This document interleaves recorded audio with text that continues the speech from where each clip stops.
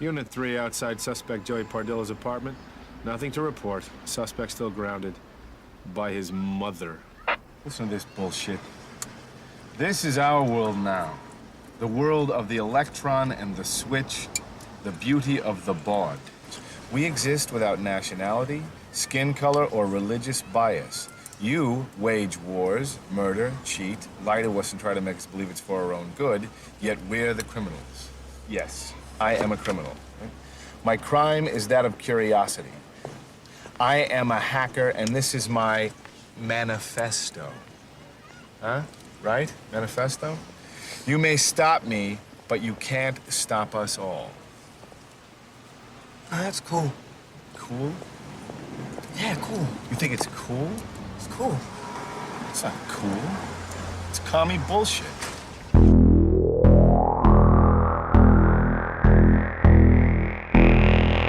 What is real? How do you define real?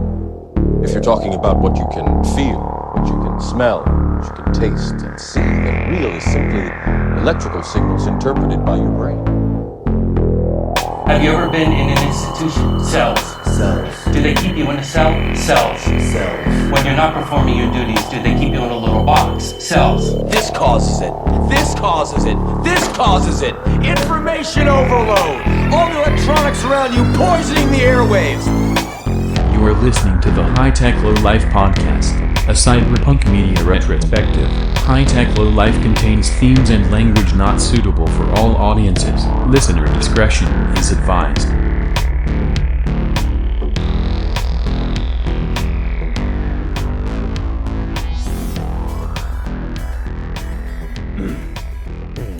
Okay. You good to go? Yeah, think so. All right. You sure you're good to go? I think so. Do you want me to do the intro this week? I lost my nerve.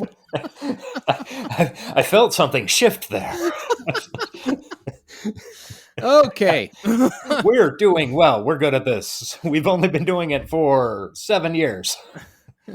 Welcome back, everybody, to the High Tech Low Life podcast with your hosts, Eric and Josh. I'm Josh. He's Josh, sorry. We're knocking the rust off of this thing we do, even though we've been doing it for a long time. It never feels natural. No, it does not. And you know what they say? Rust never sleeps. Who says that? Neil Young. Oh. It's his Neil Young album. Well, not familiar with it. Okay. It's pretty good. Maybe I should check it out. I like Neil Young. Yeah. Neil Young's one of those artists that I always heard and thought, I like everything I've heard from this guy. I should dig deeper and probably never will. Yeah. There's a couple of those. Yeah. I got it.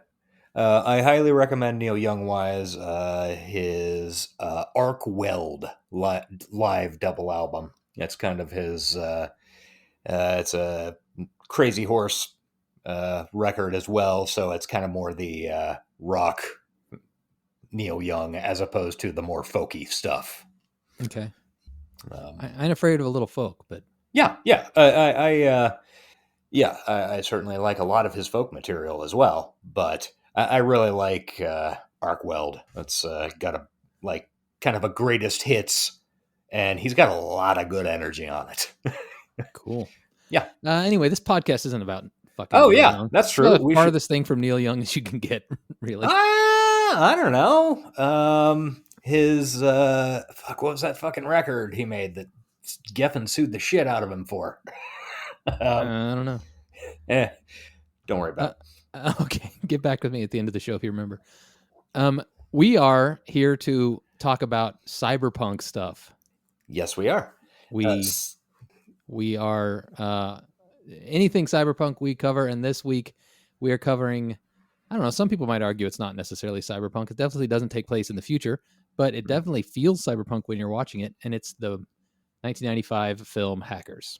It is about 1 million times more cyberpunk than Universal Soldier ever was. So, agreed. True. 100%. If that's our floor, we are well above it. True. I mean, I wasn't arguing it shouldn't be on the show, but I bet you there's some neckbeard somewhere that would say Hackers isn't cyberpunk. Yeah, I'm sure, but fuck those guys. Yeah, fuck those guys. That's the guy who... We were those guys once. That guy is the main character of Cyber Vengeance. But they didn't have the drunken monkey until 2,000 years later. Are we ever going to go an episode without talking about Cyber Vengeance? Did it leave that big of a mark on us? It's in my notes in reference to hackers. I can't escape it. It moved. Yeah. I did not want to in say, like a good way, but well, something did move me in a good way. After the last one we recorded being Mona Lisa Overdrive, was that book did hang with me for a long time. Yeah. Does that make sense? Yeah, absolutely. I mean, it's been hanging with me for north of 30 years. So, I mean, and, I feel like that Gibson guy, he might be onto something. I think he could make a career in writing books. Jury's still out. Yeah. Speaking of which, we're going to call this a loss, but we did not rate Mona Lisa Overdrive. I feel bad about it. We weren't even told about it on Twitter. I just kind of remembered it after the fact. Oh, yeah. Pretty sure all of our ratings would have been very high. So yeah, I don't think there's any disputing that. There's no need to retread that, but I'm not going to forget this week. Okay. Hackers is a film that needs to be rated. Yeah. And that rating is, I'm going to go with a 9.5 because that is the same percentage as my beer. So I'm going to go with a 13.37. Okay. Yes, that's a good rating for this. Yeah. Okay, we'll get into that in a second. Before we do that, we catch up on things that have been going on, well, in media, in the world, in our lives. Josh, we've been missing for the last month or so, and that's because of you. That's your fault. It is my fault. Why don't you explain yourself and make the people know that their time without us was worth it? Well, to reference a classic drill tweet, I went out to the desert with a bunch of assholes to either die or prove some very important points. Did you steal a van? Sorry, that was a reference to something. Yeah, I did not. Okay. But I think that was a Kids in the Hall reference. It was. Glad you. The only tape you have, what was it, an 8-track of something Morrison like Hotel? You got to steal a van. I already have a van. You got to steal one. Steal one. Okay, good bet. We're fucking old. Here we are. So we went down to the desert to dig some square holes and prove some points, and I feel we proved some points. Cool. I've survived. That's the bare minimum, I feel like. Could happen anytime. Yeah. So yeah, we dug a bunch of holes. That long silence was ominous. Is it happening now? That was me taking a drink. It could be happening now. You don't know. I mean, no, I don't. You know about my heart. I do. It's a ticking time bomb. I mean, all of ours are, but yours in particular. Yeah, actually, it's in great shape now. That's I good. have a very healthy heart, even for somebody who hadn't had a heart attack. So that's good. Good to hear. Yeah. So we went out, dug a bunch of square holes, lived in isolation in the desert. I had enough internet where I could dick around on Twitter in the evenings sometimes and do emails and occasionally phone call, but not enough to. Yeah, I saw you poke in once in a while. Yeah, be online. So it's nice. I bet. Sounds good. Yeah. Not a life I'll ever live, but sounds nice. And I'm going back in 3 days. Right. So that's worth mentioning. In theory, you're going to have better internet, and we might be able to do some recording. Yes. In theory, I think we could probably do that. I don't really want to commit to doing a weekly schedule while you're down there. So yeah, that's going to be rough because I've got I don't know. It would be fun and cool to be able to do that, but half the time I'm utterly destroyed after work. And I'm also, to some extent, managing a bunch of people and getting them food and things like that will occur. So I figured that. Plus, you've got to actually watch the things we're talking about. Yeah. So, or read or listen to or whatever the fuck. So we'll probably just play it by ear. Maybe try to do it an every other week thing or Yeah, whenever we can. Yeah, we'll see kind of how it works and see how actually reliable the internet at the place I'm staying is. It was pretty fucking good when I was there a couple of weeks ago for a couple of days, but Yeah, we'll see. I would say don't plan on anything next week. So let him get his bearings and figure all that out. But we're here this week. We cramming stuff in where we can, and it'll probably be easy stuff like hackers and like other movie types that don't require a lot of research and time investment. Oh, and this was cramming between I've literally finished my rewatch of this film slightly over 1.5 hours ago. So, well, I did not rewatch it. Sorry. Yeah, I didn't expect you to. I was going to, but I watched a completely different movie, which I'll talk about and recommend us. I'm the one who does research on this show. But I'm the one who edits. Yep. And does social media. Uh-huh. It's a fair split. Fair and equitable. Yeah, and balanced, just like our heroes over at Fox News Network. Absolutely. Hey, so what's been going on with you? With me? Yeah. Fuck all. Yeah. No, really. I've just been not much. Yeah. Okay. Well, planned a vacation. Ooh, where's the vacation?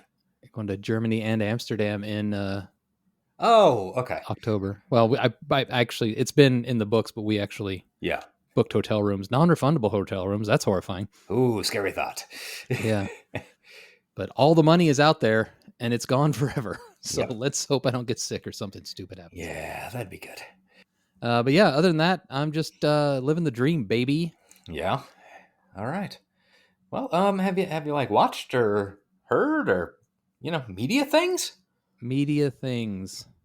Okay, so I really was gonna rewatch Hackers yesterday, but instead, for some reason, I said I'm just gonna put on the first 15 minutes of a movie I hadn't seen in a long time, and ended up watching the whole thing. And that movie was fucking High Fidelity. Oh wow! I'm really curious how that worked out because I probably haven't seen it since the last time you did, and I can only imagine that many things that I remember in that movie are now deeply fucking problematic. But there's probably still some decent laughs, hopefully. I mean, it's not terrible. Yeah. It really takes you back to a time when we really just didn't care about anything. Yeah. Yeah. It was so nice to not care. Even Hackers had more depth than High Fidelity. Oh God. Sorry. Sometime when I was down in Texas, my buddy Brian made a High Fidelity reference. Yeah. I don't remember how or I don't remember the context, but he said, "We're Sonic fucking Death Monkey." Yeah. There's a lot of points in the movie that I remember that I now reference frequently and not really necessarily knowing where they came from. Yeah.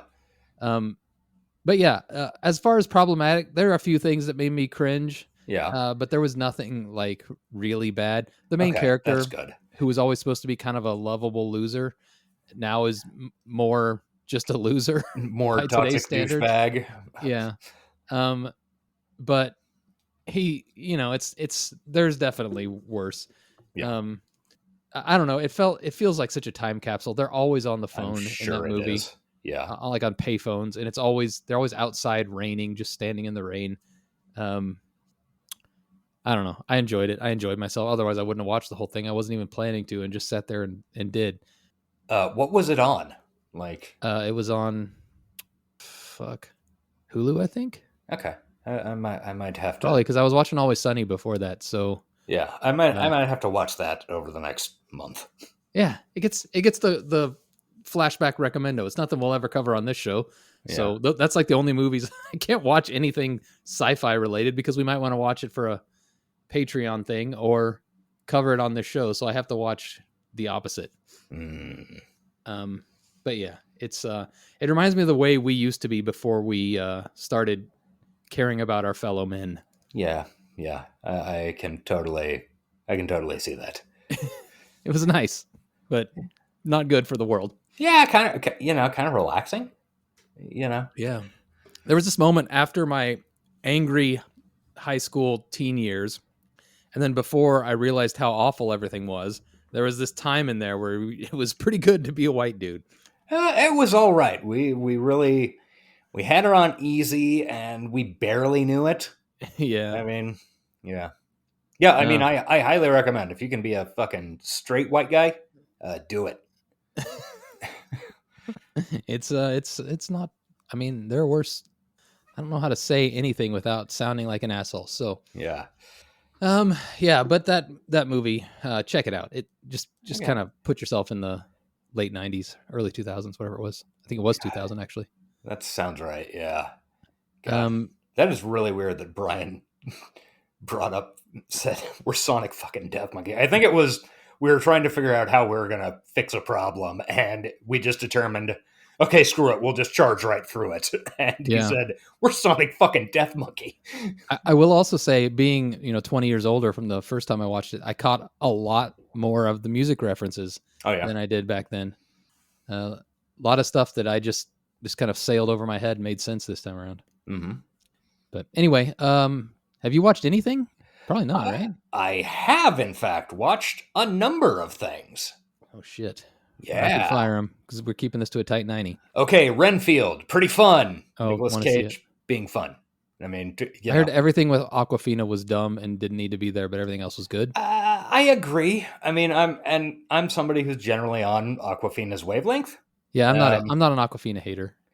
But I don't know. It was although I understand why some people are. But yeah. I mean, I get that flavor might not appeal to some people. Yeah. The whole, I don't know. They easily could have designed the movie without Aquafina in it. Arguably, her part detracted from it, but the Nicholas Hoult and Nick Cage thing, I mean, works for the entire fucking runtime. And Benny Schwartz is very funny. Oh, good. Yeah. Nicholas Holt's having a moment. He's got a lot on his fucking plate. Okay, so that was good. Recommendo. Evil Dead Rise. Oh. I don't know. Those rare occasions where you're seeing a horror movie before me. Yeah.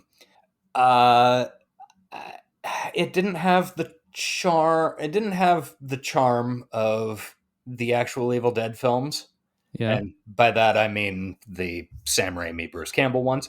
Mm-hmm. I haven't seen the reboot thing from 5-6 years ago, whenever that was. I haven't either. Although I did see Drag Me to Hell, which I liked a lot. Apparently, I just saw something about there's talk about doing a sequel to that. It should. Yeah. It's, I don't know. I think it's probably, it's got some charm and like some bits and pieces that were fun. And I don't know. It's got some unexpected angles to it for a horror movie, at least for horror movies that I see. Okay. So, soft recommendo if you like horror movies and or you like the Evil Dead movies. Any actually scary stuff, or is it like the Evil Dead movies where nothing's really scary? It's all just kind of shocking and gory. There's some horrible gore, a few like kind of, some kind of scary stuff. Like there are some twists that you don't see coming. Now I will. No, you won't. Okay. I didn't tell you what they were. Yeah, but I'll be expecting a twist, and then when it happens, I'll be like, there it is. Yeah. Okay. It's not like a Shyamalan twist. It's okay. Oh shit. That type of twist. Okay. Like the movie isn't built around it. Good. Let's see. What else? Fast X. We saw Fast X. As I said on Discord, hell yeah, it was in the theater. The theater in Alpine. Nice.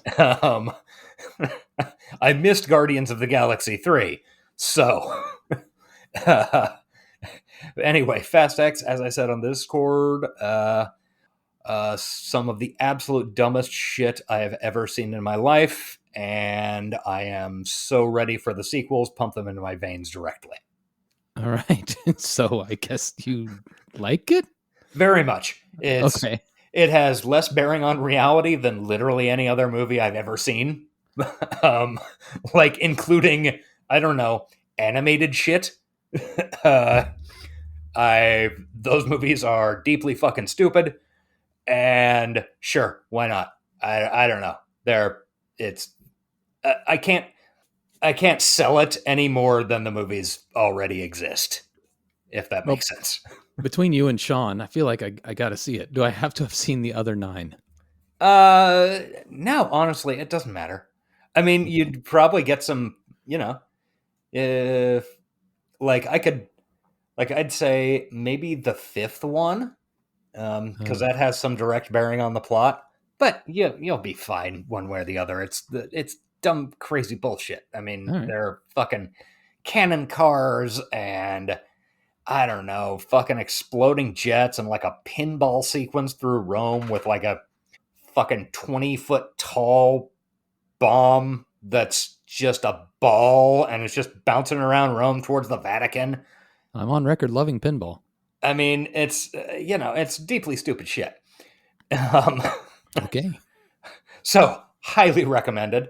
My one absolute go see it. They should show it in every high school recommendo is a movie I watched yesterday. How to Blow Up a Pipeline. Okay. Which pre-recommendoed that before. Yeah, when Jeff was on for Ghost in the Shell. Ghost in the Shell, yeah. Yeah, we talked about that. It is really fucking good.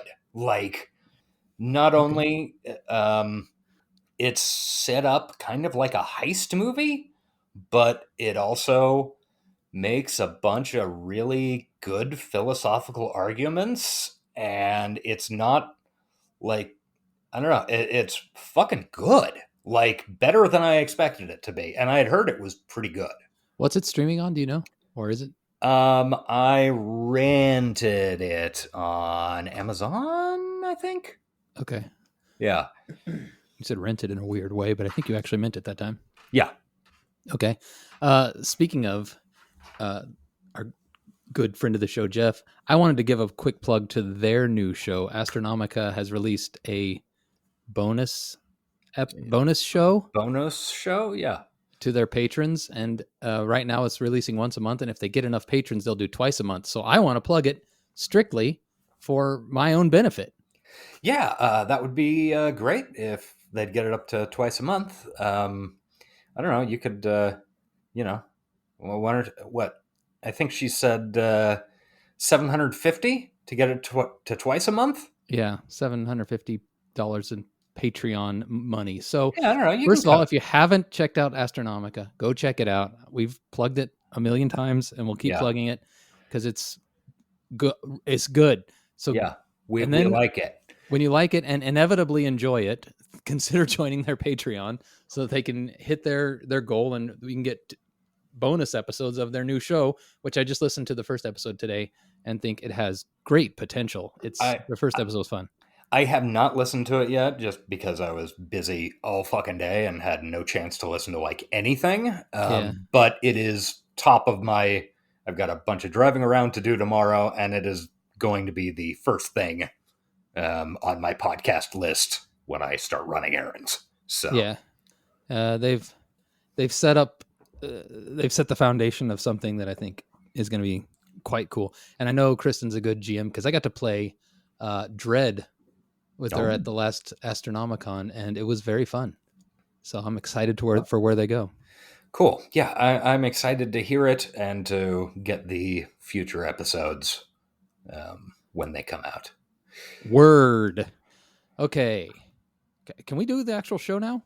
Sure. Why not? I also read some books.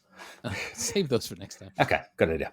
I did actually have some dystopia talk, but we're kind of out of time, and it's been so much time, and the world is so annoying that a lot of bad shit has happened since we last talked that we would probably give service to. I did want to complain about the Apple virtual reality thing. Yeah. Just real briefly, because it's so frustrating, and we'll see it in this movie. We've seen it in so many movies since we started doing this. The idea of virtual reality has not evolved in any way whatsoever from the 80s, from Cyber Vengeance. And it makes me sad that they're just me sick. Like, it's not what we want. We don't want to wear giant helmets and look Yeah. like douchebags.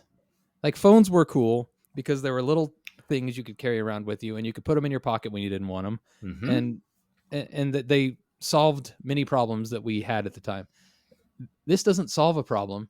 Nobody's carrying around a giant fucking pair of swim goggles in their bag. Yeah. I hate it, and I love virtual reality. I love it for gaming. I think the things that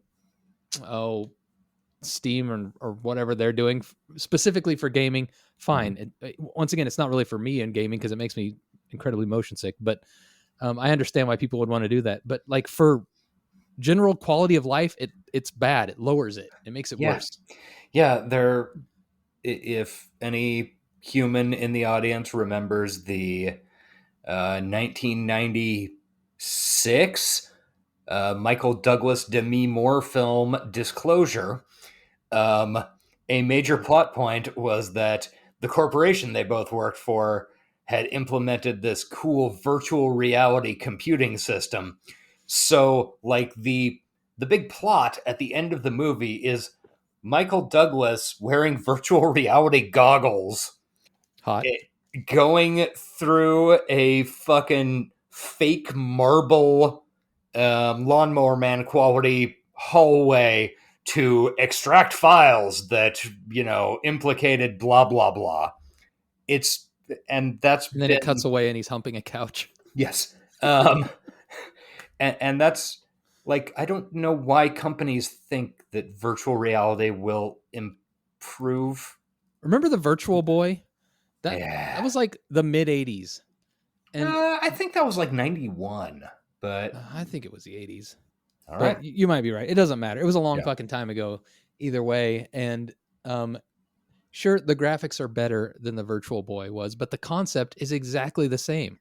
And virtual reality it's only engaging two of your senses. So until Oh wow, we were both way off. 95. Oh really? Wow. Yeah. I feel like shit, I'd have been like in my mid-teens. I feel like I was seeing that in Blockbuster when I was a little kid. I do remember that.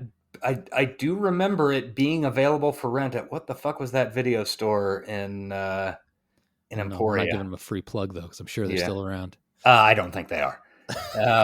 I think they were one of the ones that burned out. Nevertheless, it just makes me sad. Yeah, and I think we've reached a tech cap. I don't think there's going to be anything cool and new. I don't think AI is very cool. I don't think it's the threat we thought it was going to be. It turns out once the internet gets clogged with AI garbage, the new garbage that AI puts out is tainted by the old garbage, and it degenerates into worse and worse shit that it pumps out unless humans keep pumping out stuff to feed it. Let me know when something actually resembling AI starts to occur. I don't think it ever. Yeah. I think we've reached a plateau, and I don't think the generations coming after are going to be tech savvy enough because everything has been dumbed down for them so much. There's not going to be that excitement for them. Ooh, hot take. Yeah. That's probably stealing from somebody else who said. But you know how tech was exciting for us. In our generation, people wanted to go and innovate, not just for money, but to see what we could do. And of course, to hack the planet. Good transition, Eric. Yes. All right. I'll leave it there. I'm angry. I want cool cyberpunk futures. Finish your point. Not boring fucking bubble glass, stupid Apple futures or dumbass Facebook shit garbage. Okay. Yep. Okay. Cool. I'm fine. Let's talk about when hacking the planet. Future was bright. So bright we had to wear very tiny sunglasses inside at 4 a.m. Oval shaped Oakleys. Yeah. Yeah, while staring at tiny computer monitors. Yeah. All right. Hackers. Let's get into it. Hackers, 1995 film, directed by Ian Softley, who had previously directed a little film called Backbeat, which won some awards. Not ringing any bells. It was about, what's the dude's name? He's one of the 18 Fifth Beatles. Oh. Yeah, I know nothing about that band. Yeah. I know more about Neil Young than the Beatles. I avoid Beatles discourse. Understandably. Anyway, 1995 film captured the imaginations of a generation. Let's go to the trailer. We don't actually have the trailer queued up. I just really felt like I should say that. Yeah, I could put it in. It's just going to be audio though. Yeah. So, it's a movie about a bunch of hot, sexy teens wearing clothes that literally no human has ever before or since worn. Maybe at raves, like they didn't wear them to school the day before the rave, but once, like when they were going to the rave, they might have put some of this shit on. Like a lot of Phantom Freaks outfits I could and have seen on people. Like a lot of animal prints and crop tops, that type of thing. Most everybody else though, no. I was kind of doing the math. Like I'm thinking that when this movie came out, we were about the age of one of the characters, Joey. Probably, yeah. Should you go over the characters? That seems reasonable. Okay, our main character is a guy named Dade. I don't remember his last name. Who cares? County. Sure. Yes, exactly like in Florida. He is played by Johnny Lee Miller. Surprisingly, he's not English. He has this really weird kind of I don't know what it is. Work. He's like trying to do New York, but his character isn't even from New York, so I don't know why he's trying to do it. Yeah, it's like he forgets that the movie starts in Seattle and he moves to New York, and so he's like, just thought the character's New York. I'll do a New York accent. Yeah. He's the main character. He got in trouble when he was like fucking 11 for hacking 1,507 Wall Street computers, causing a big crash, whatever. Let's do the math real quick. If he's 18 when this movie comes out in 1995, that means he was 11, 7 years prior. So 1987, he was hacking Wall Street. Okay, it was 12. It was 1988. Isn't that when the big Wall Street crash happened? That was 87. Okay. Yeah. Were they trying to imply that he was responsible for that? Oh, maybe. I don't know. I hadn't put that together. Sure, let's go with that. Funny if it was. Yeah. So his parents got fined a whole $25,000. I think it was 40. Was it? Okay. And he was banned from touching a computer or a phone, touch-tone phone until his 18th birthday. But he was a lead hacker, and his name back in those days when he was 11 was Zero Cool. Good hacker name. Yeah, pretty good. I mean, it's a solid bit of business. Other main characters, Acid Burn, a.k.a. Kate Libby, played by Angelina Jolie. She is a sexy lady hacker. She has a bunch of feminist leanings. Her mother's an author. She's a very good hacker. She's arguably, at points, a much better hacker than our boy, I think she is. Johnny Lee Miller. I think she just is better. There are a couple of points where it sort of goes back and forth. But so she's a good hacker. I mean, don't they kind of imply that the kid is like the best hacker of them all at a certain point? Maybe. On my second watch, I kind of walked back on that to some extent. The kid. Character's name is Joey, played by, I can't remember his name, but he also played Balthazar in Romeo plus Juliet. And here comes the first instance on this episode. Something Padilla? Jesse Bradford plays Joey. Oh, okay. He was a member of here's the first instance on this episode, but not the first in relation to this movie, Leonardo DiCaprio's Pussy Posse. He was? Yes. Oh my God. A major member. Him, Tobey Maguire, fucking all those douchebags. What a dream to be in the Pussy Posse. God damn it. What is with the word pussy haunting us? Ethan Stupley. Yeah. Well, we also have... Glad to know that. Yeah. We also have Phantom Freak, Can't remember this actor's name either. Renoli Santiago. I've got it up Yes. right now. Thank you. Great. Renoli. I don't know how to say his first name. Yeah, I'm not sure. He is a phone freaker, as his name would indicate. Oh yeah, all the PHs or all the F sounds are PHs. Don't worry about it. It's just fucking lead speak from the 90s. And he's cool and wears a lot of leopard prints. And he was in Con Air. Yeah, he was in Con Air. Con Air fucking ruled, dude. I have not seen that. Like, I probably saw that on DVD at some point, but I have no memory of doing so. I remember watching it back to back with Face Off in the theater in the same day. Yeah. That mullet on Cage. What a time in America. Yeah. 97. What a year, man. Was that 97? God. That's what IMDb's saying. Feels like it was earlier than that. That might have been graduated. I saw Con Air and Face Off. Like, what a packful year. Yeah, that honestly feels to me like it could be the magical year of 1995. That's true. Yeah, he's also a hacker. He's more of a freaker than a hacker. He doesn't do much hacking. Yeah, I don't know. There are some implications and hints. He might be queer, but not. It doesn't really go into that at all. No. There's only one sexuality in this movie in any real sense, and that is, well, two. One is for computer hardware, and two is just the Johnny Lee Miller, Angelina Jolie thing. Well, Angelina Jolie's dating that other normie. That's true. Yeah. But yeah, not a lot of romantic shit going on besides that. Yeah. Do we need to? Surely everybody's watched. Do we need to explain what freaking is? I feel like that is maybe an anachronism. Wait, no. What's the opposite of an anachronism?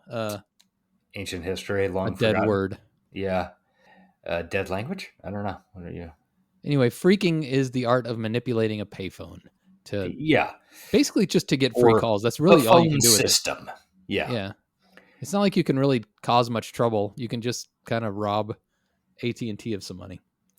You could do a little more than that, but that is basically what it comes down to, which, AT&T is a major corporation, so that is the worst crime you can commit in America. True. I mean, they're a major corporation. True. Yeah, there were all sorts of cool all sorts of cool tricks. If you're, and I'm pretty sure it gets name dropped at some point in this movie.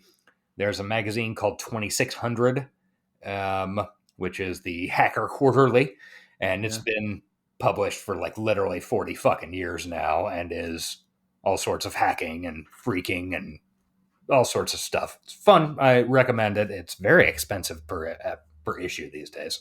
Wow. But the name in hard copy, which is kind of ironic. Yeah, very specifically. It began life as a zine, and they have continued to zine.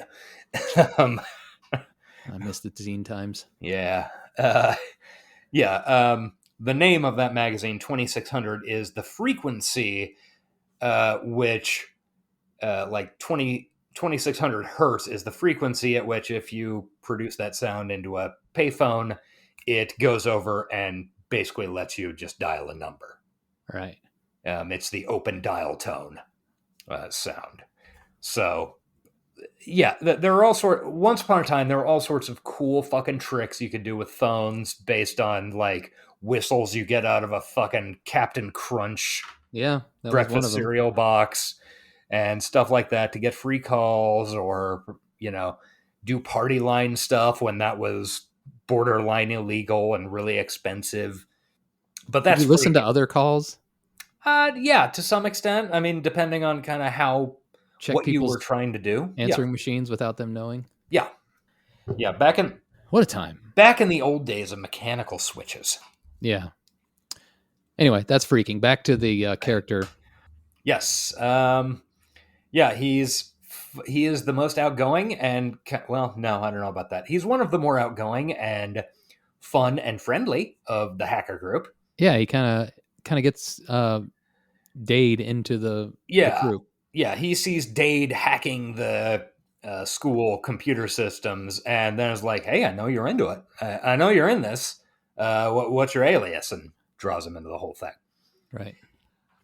Then Lord Nikon, who is a very cool guy who dresses up like the justified ancients of Mumu, and has a photographic memory. Look it up, people. I was just going to let it go.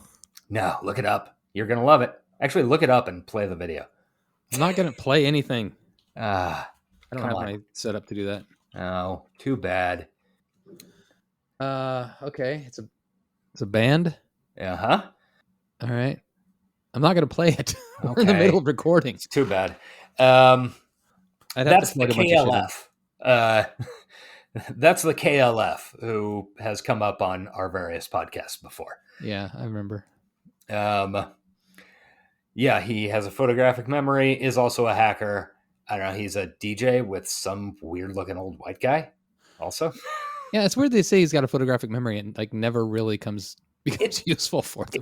It does, but not in any like emphatic way. Like there's towards the end, he's walking through like pretending to be a flower delivery guy and Yeah. walks through the offices, and he's like looking at people's screens with their logins on them. Oh, right. Yeah.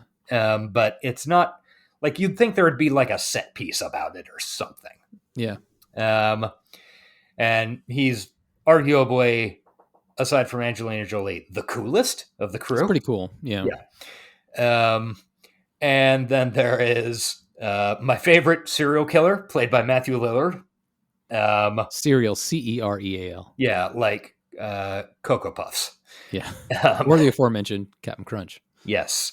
He is AKA Emmanuel Goldstein, which is a reference to the novel 1984, which gets referenced in the text of the film. It's also a reference Everything gets referenced in this movie. It's also a reference to the fake name of one of the editors of 2600, whose real name I can't remember. And he is a lunatic. Also, I'm pretty sure he's homeless on reflection. Yeah, it's possible. Because he's always asking to crash on people's couches. He's basically stealing food off their plates. He's carrying around a fucking toothbrush. Wow, you're not wrong. He probably does. Yeah. Yeah, I think there is. I'm not going to call it a subplot, but I think He there's literally some does character. all of that. Yeah. Yeah, he's a fucking homeless guy. He is exclusively hanging out with people. Yeah, I'm pretty sure he is a fucking homeless high school student, which is pretty sad. Yeah. But Who knows what his home situation was before. Yeah. Well, it wasn't great. It's he's charming and fun and beloved of people's parents, obviously. The comic relief kind of too. He is absolutely that too. But capable. Yeah.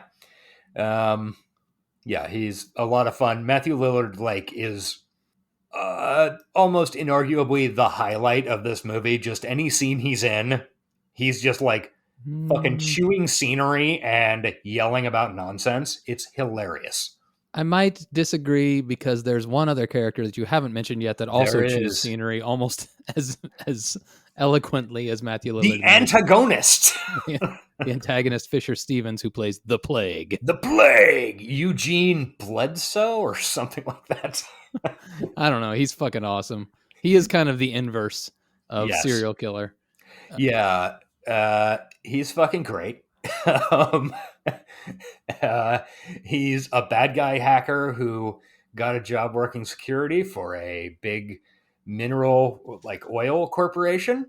Mm-hmm. And here's the main plot, which doesn't actually show up until an hour into the fucking movie. Yeah. He's doing the Richard Pryor scam from Superman 3 or 4 and robbing them. And his the whole reason this movie occurs is because he also set up a fake virus to take the heat off of his robbing the company of $25 million.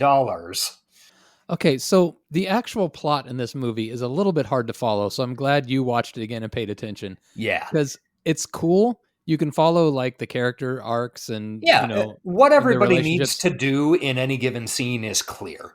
Not knowing the plot doesn't really take away from your enjoyment of the movie, but actually knowing what's happening is really hard to follow. It's not like they do a good job of the meta plot isn't the clearest thing I've ever seen. But in every sequence, you can kind of you can tell what the goal is. So it works on a plot level that way. Mm-hmm.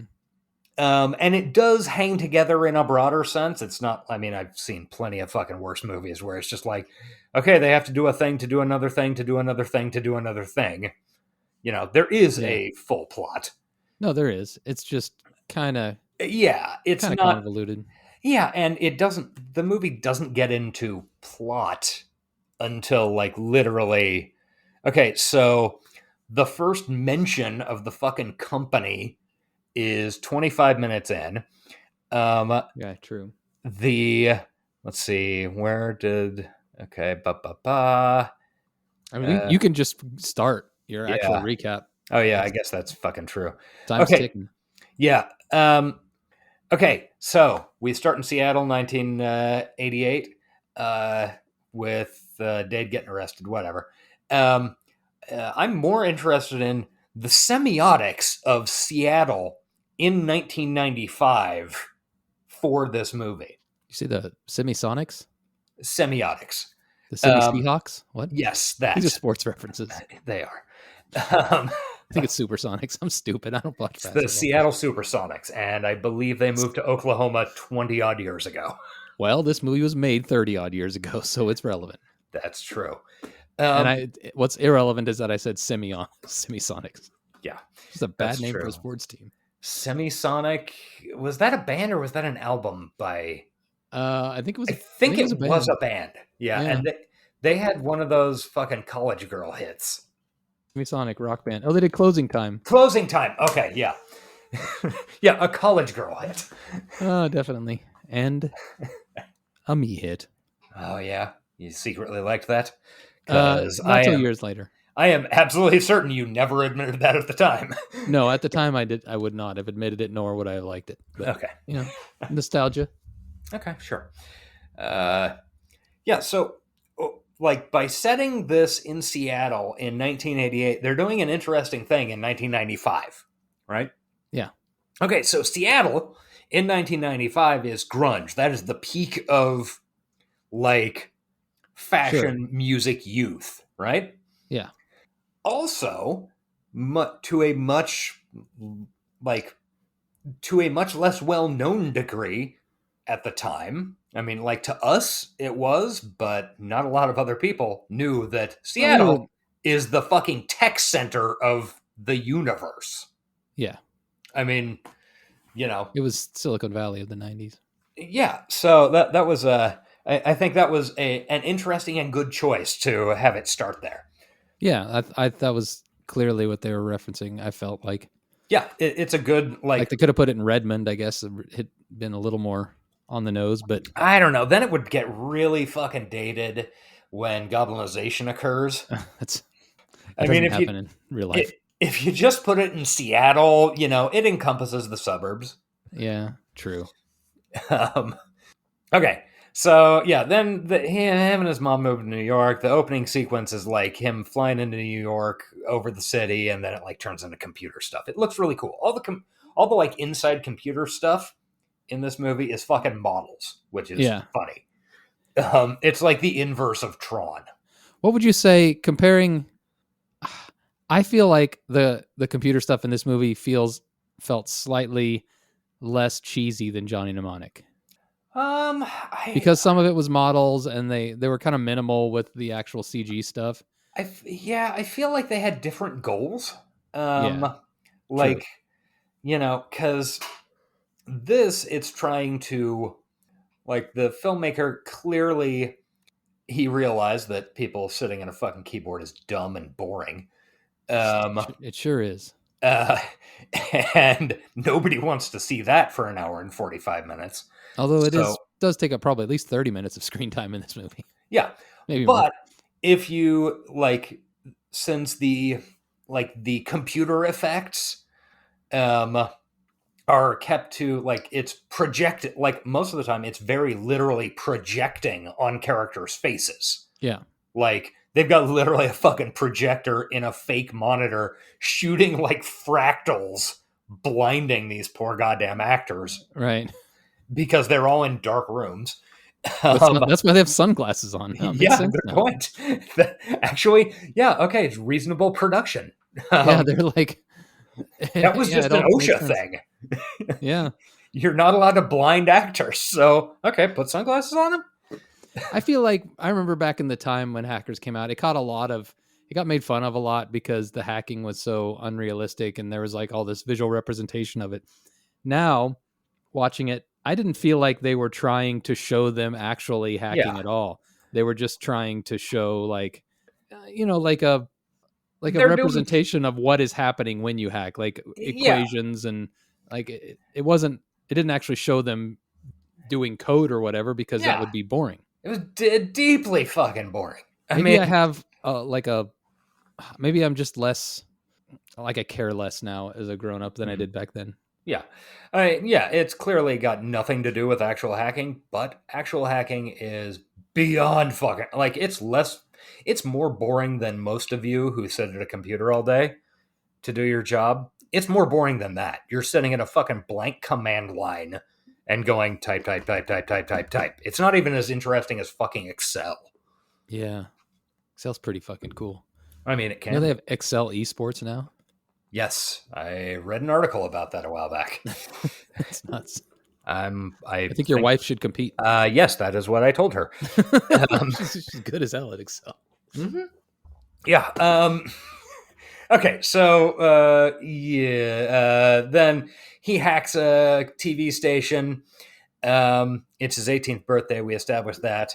And then he gets into a fucking hacker fight with somebody else who apparently it's their computer station to hack. Yeah, it's like their turf. Play Outer Limits episodes at 4 a.m. Yeah. He's wearing very tiny sunglasses in his dark bedroom. Yeah. Now we know why. Yeah.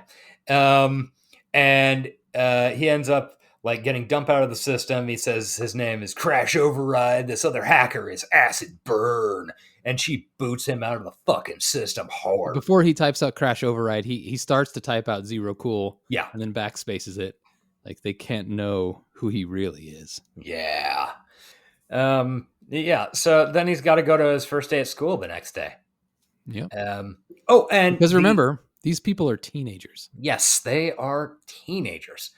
Something to keep in mind if any of them get naked.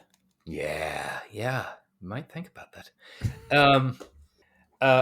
The Euro Coke bottle on the kitchen counter when the conversation with his mom. They shot a big part of this movie in London at Pinewood Studios. Oh shit! So when I called that out as being something from Europe, I was right. Yeah, I'm absolutely so fucking true. smart. Good job. Thank you.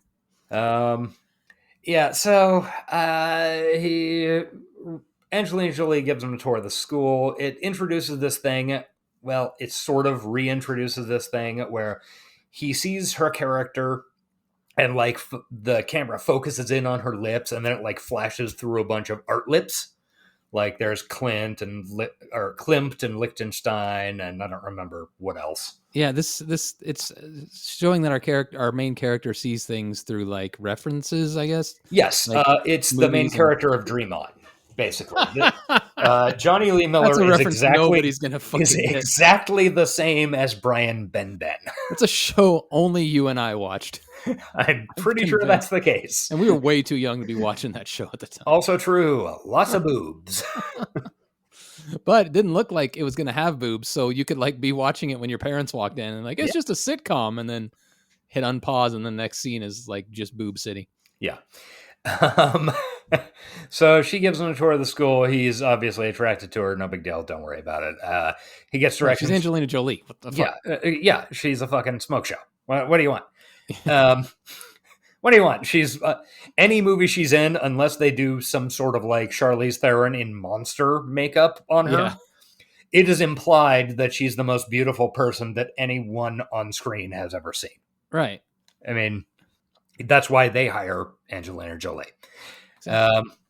He gets tricked into going onto a pool on the roof, which is apparently a real urban legend at the school they shot that at.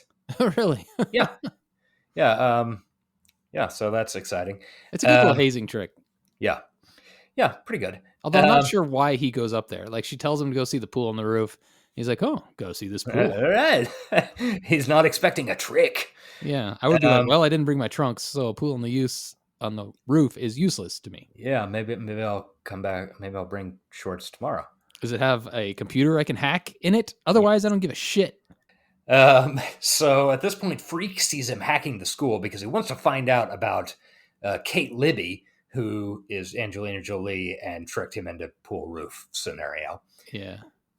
Also, he has the hots for her. That much is clear, even though they're constantly bickering. Yeah. Which was a big thing in the 90s. Check out our other podcast, Dawson's Creek. Yes. Creek of the Week, if you want to see another show. That highly recommend it. This is the point at which Joey is introduced.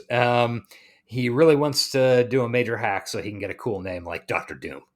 Yeah. And also his mother should stop dressing him. He does have poor Joey. He does have an he's the baby. embarrassing shirt on. And I am pretty sure that's about the age we were when the movie came out. Yeah, that'd be approximately correct. He's the only one that looks like he's in high school. Yeah.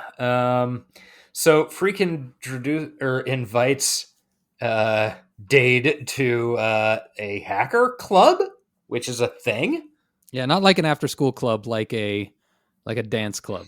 Yeah, it's called Cyberdelia. There's rollerblading inside, so you can tell it's cool in the 1990s. Big screen PS1 games. Yeah, laser lights. It's like 1995. The PlayStation was shit hot new. Yeah, that was fresh. And so that game they were playing, those 3-dimensional graphics were not something that was easy to do on the N64, which I believe was the that would. I mean, it was done. We were playing Pod Racer. It had 3-dimensional graphics. Well, that was like, I don't know, that wasn't until fucking 5 years after this, 4 years after this. 3, I think it was 98, right? 99. Huh. Well, the movie came out in 98. No, pretty sure it was 99. The remastered ones came out in 98, I think. I don't know. Not fucking important. No, not at all. Yeah. So Angelina Jolie is doing a cool video game, and he beats her high score, and she's like, grr. And then she makes out with this guy on his fucking Suzuki KLR or Kawasaki KLR 650 dirt bike. Yeah. She's wearing a white jumpsuit. And this is a note that I had. The fashion in this movie is incredible nonsense and great. Yeah. And if we ever do a meetup, we have to demand that people do cosplay. It doesn't have to be from this movie, but that reminds me of something else similar to this. Yes, I agree with that.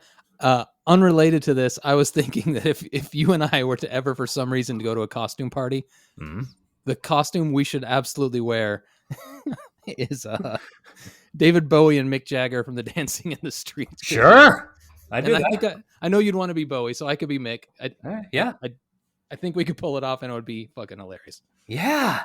I could definitely get an extraordinarily baggy suit. I could get a shirt unbuttoned to my navel. Yeah. All right. Okay. We're set. All right. It's not cyberpunk cosplay, but yeah, we'll work around that. We'll figure it out. I feel like David Bowie just kind of brings a little bit of cyberpunk to everything he does, right? Oh yeah. We're at some point we're gonna have to cover his Outside album. Yeah. Which is cyberpunk. Sure. Anyway, yes, the costuming is so bad and so good. I don't know where they got their ideas from. I don't know if maybe there are some subcultures at the time that where kids were dressing like this. I know the techno goth movement in the 90s got real weird. It did, but that was all after this shit. Yeah, I mean, it was. Okay, so in my research that I did this afternoon, I came across, and I'm going to strongly recommend it to everybody who is interested in this movie, a channel on YouTube called Hackers Curator. Oh. Yeah. And they have done like, I think they have, I don't know, something like 15 odd videos all about the movie Hackers. And Sweet. a huge, like, there are a couple of interviews, like one of them was with Fisher Stevens and another is with Matthew Lillard and one with the director. But they have a tremendous amount of videos on the costuming and like design of the, like they have like a 4-part series on the beepers of Hackers. Wow. And I did not like, because I just found that this afternoon. Yeah, I didn't no manage, time. I didn't manage to get through even a sliver of it. But I really think that the fucking fashion in this movie is utterly perfect and completely undated, because it's like fucking Old Dirty Bastard. It has a style entirely of its own. It has no father.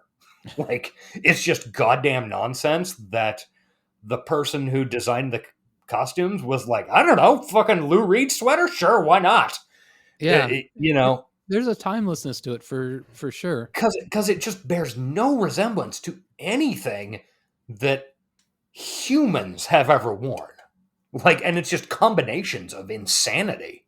Speaking of which, I always thought the toothbrush thing that serial killer was like a, like a pacifier, like one of those. But now I'm second guessing that, thinking he was actually brushing his teeth. Yeah, he's yeah. It's too bad we didn't know about that sooner. We could have had them as a guest, or tried to anyway. Yeah, like literally it was this afternoon, and I followed like some reference on fucking Wikipedia to something else, and it came across it, and I was like, oh, okay, so these people did all the work, but I don't have enough time to take advantage to it. Great. As I'm sure everyone listening to this is aware, we are big fans of deep dives on super niche topics. Horse shit. Yes. like spending 90 hours talking about a 90-minute movie. Don't worry about it. We're fine. It's fine. It's totally fucking normal. Okay. So, we're at the club. We meet serial killer. He rules. And He's stealing fries. Yeah, he's stealing fries. He's asking to crash on people's couches. Also, this is the scene in which the Phantom Freak has a Jocelyn sweater t-shirt, crop-topped, with a white Persian kitty and a rose on it. A lot of male crop tops. We were talking about this before we started recording, and then realized we needed to start recording before we burned all the good crop top talk. Yeah, we can't get into that. So then that scene ends, and then, as a prank, Dade hacks the sprinkler system at school, which begins a hack war. Yeah, so this is after the Cyberdelia scene ends, right? Yeah. Okay. It just like ends, and then they're back at school. Okay. Yeah, and he pops an umbrella, and everybody else gets soaked.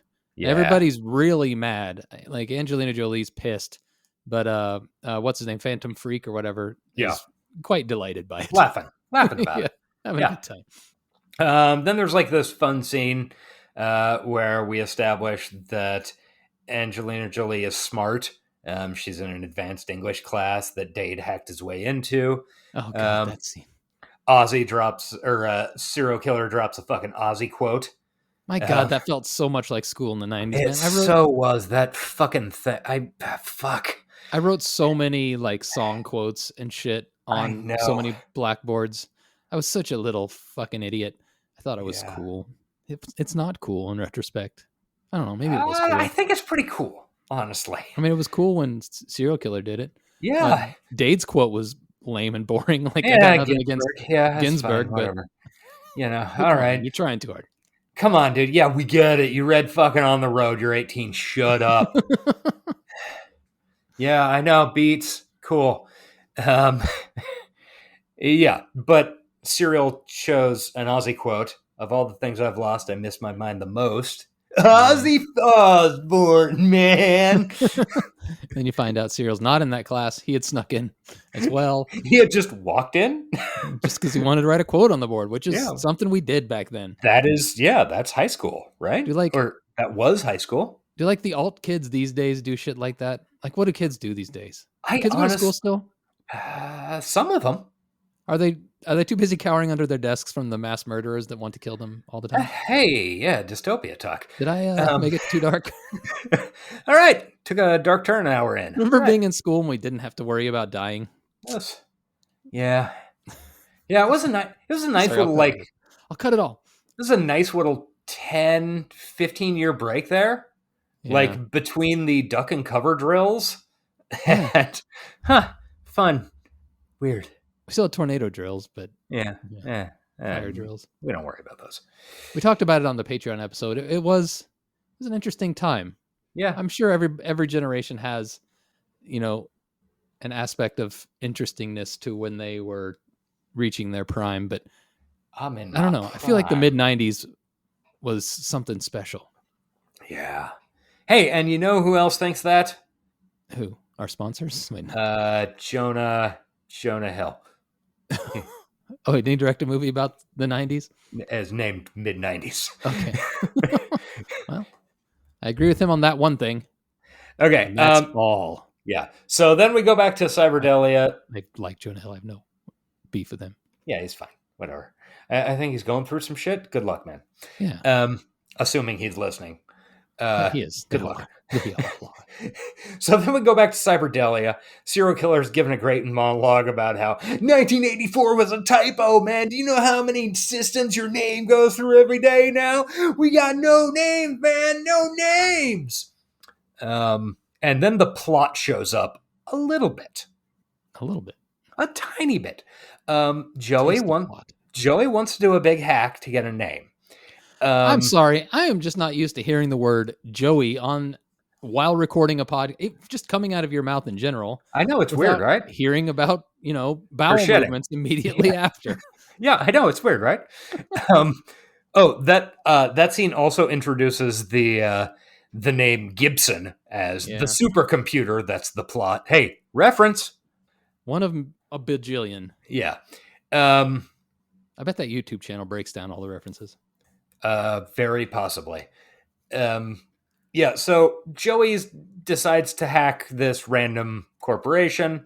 He downloads a garbage file just as proof that he did it. So he hacked the Gibson. And also the Purge the Plague is introduced as the antagonist, who is the security head, whatever. Traces the file, or traces Joey's phone number, because once upon a time you had to do internet things over actual phone lines. Yeah. Like, wow. Right? Once upon a time, man. Once upon a time you had to shut the internet off. Yeah, to make a phone call. Or to do anything. Yeah. Once upon a time, getting online was a thing you did. Yeah, it wasn't my computer is already online. Yeah. It was a thing you went to usually a special room, sat down at your special terminal, and turned it all on, connected. And it made a cool noise like... And when you were done, you shut it all off. And you went and masturbated to your your printouts of anime porn. Yeah, sure. Bitmaps. That took you 27 minutes to download. Yeah. At least that was my experience. I don't know about you. A little different, but don't worry. Okay. We'll get the deets. Yeah, So the Plague seems like a little panicked about this weird garbage file thing that nowadays we would all just assume that meant the recycle bin, but that's not like recycle bin. I'm not sure if recycle bin was actually a thing in 95 yet. I feel like it was. It would have been like brand new. Yeah. Huh. I feel like the 3.1 it was at least a trash can. Yeah. Anyway. A lot of time on 3.1. I barely remember it. Yeah. It's good shit, though. Yeah. Not as good as DOS, but... Solid. Powerful. Okay, then... Still the best. Yeah. There's nerds out there that say that. There are. Oh, yeah. Yeah. Okay. Oh, yeah. Then Lord Nikon is introduced 30 minutes into the film. Right. They go back to the club. They're back and forth out of that club a lot. We also go to Lord Nikon's house at this point. And Dade still doesn't know that Kate is acid burn.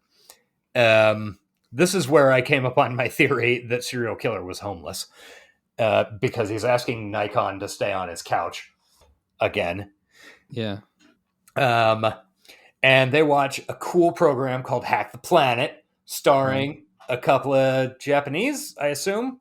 Maybe. Just go with Asian guys named Razor and Blade. Yeah. Yeah. They're in cool fucking glam makeup. I don't know, kind of a kabuki scenario, and fucking talking about stealing long distance and drinking Jolt Cola. It rules. Yeah. All hackers really do. It's the 1990s. Yeah. You know? Can never get my hands on Jolt Cola till later. Yeah. All right.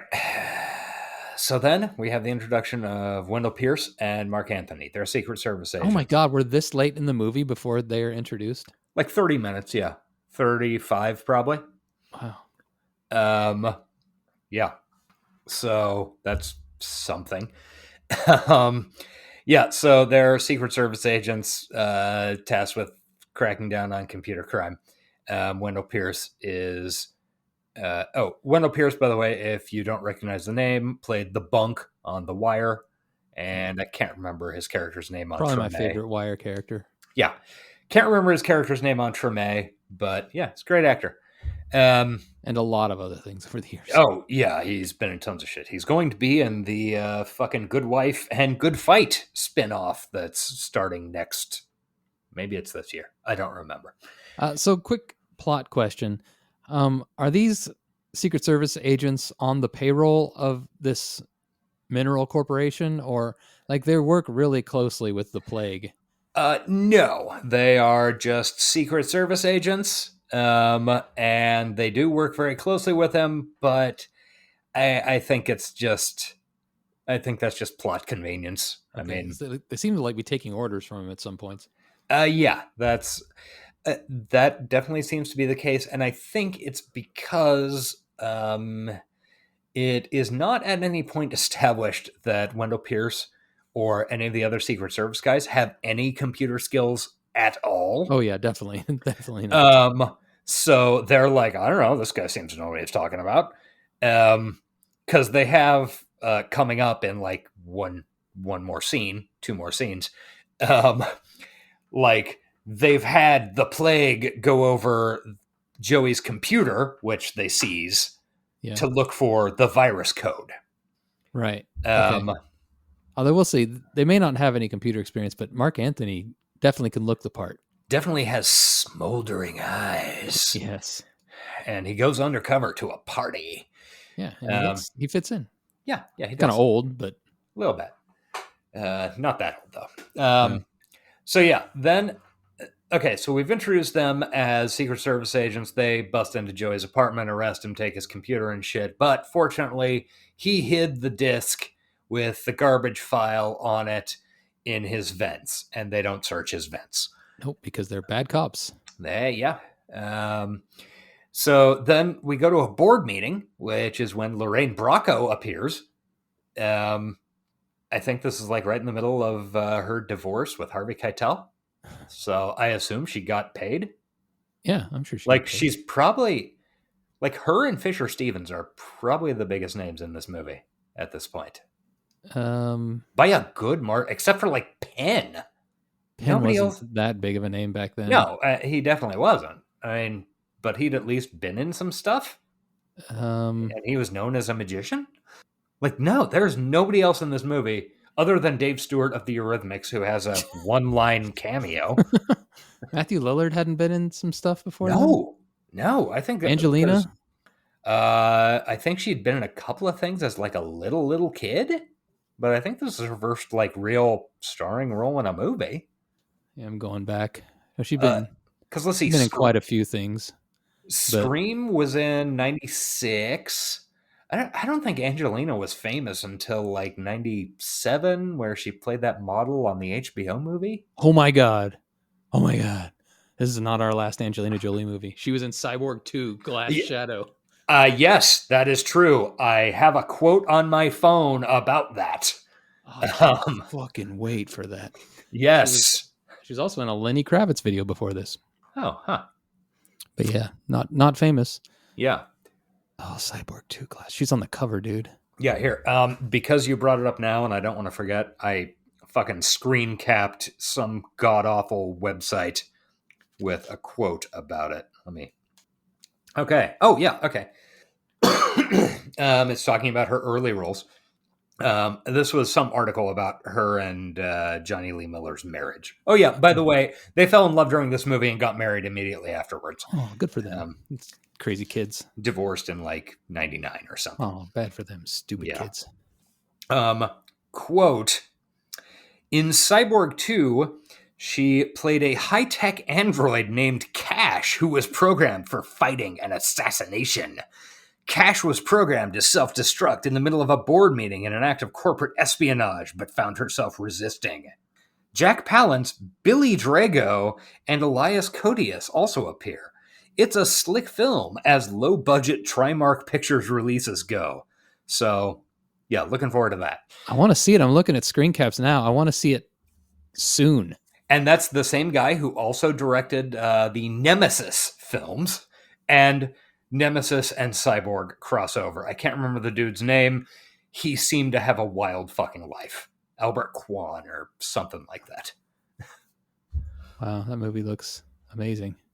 Okay, enough of that. We'll get to that in a future episode, I'm certain. Okay. Do we have to watch Cyborg 1 to understand Cyborg 2? That's a good question. Don't have any idea.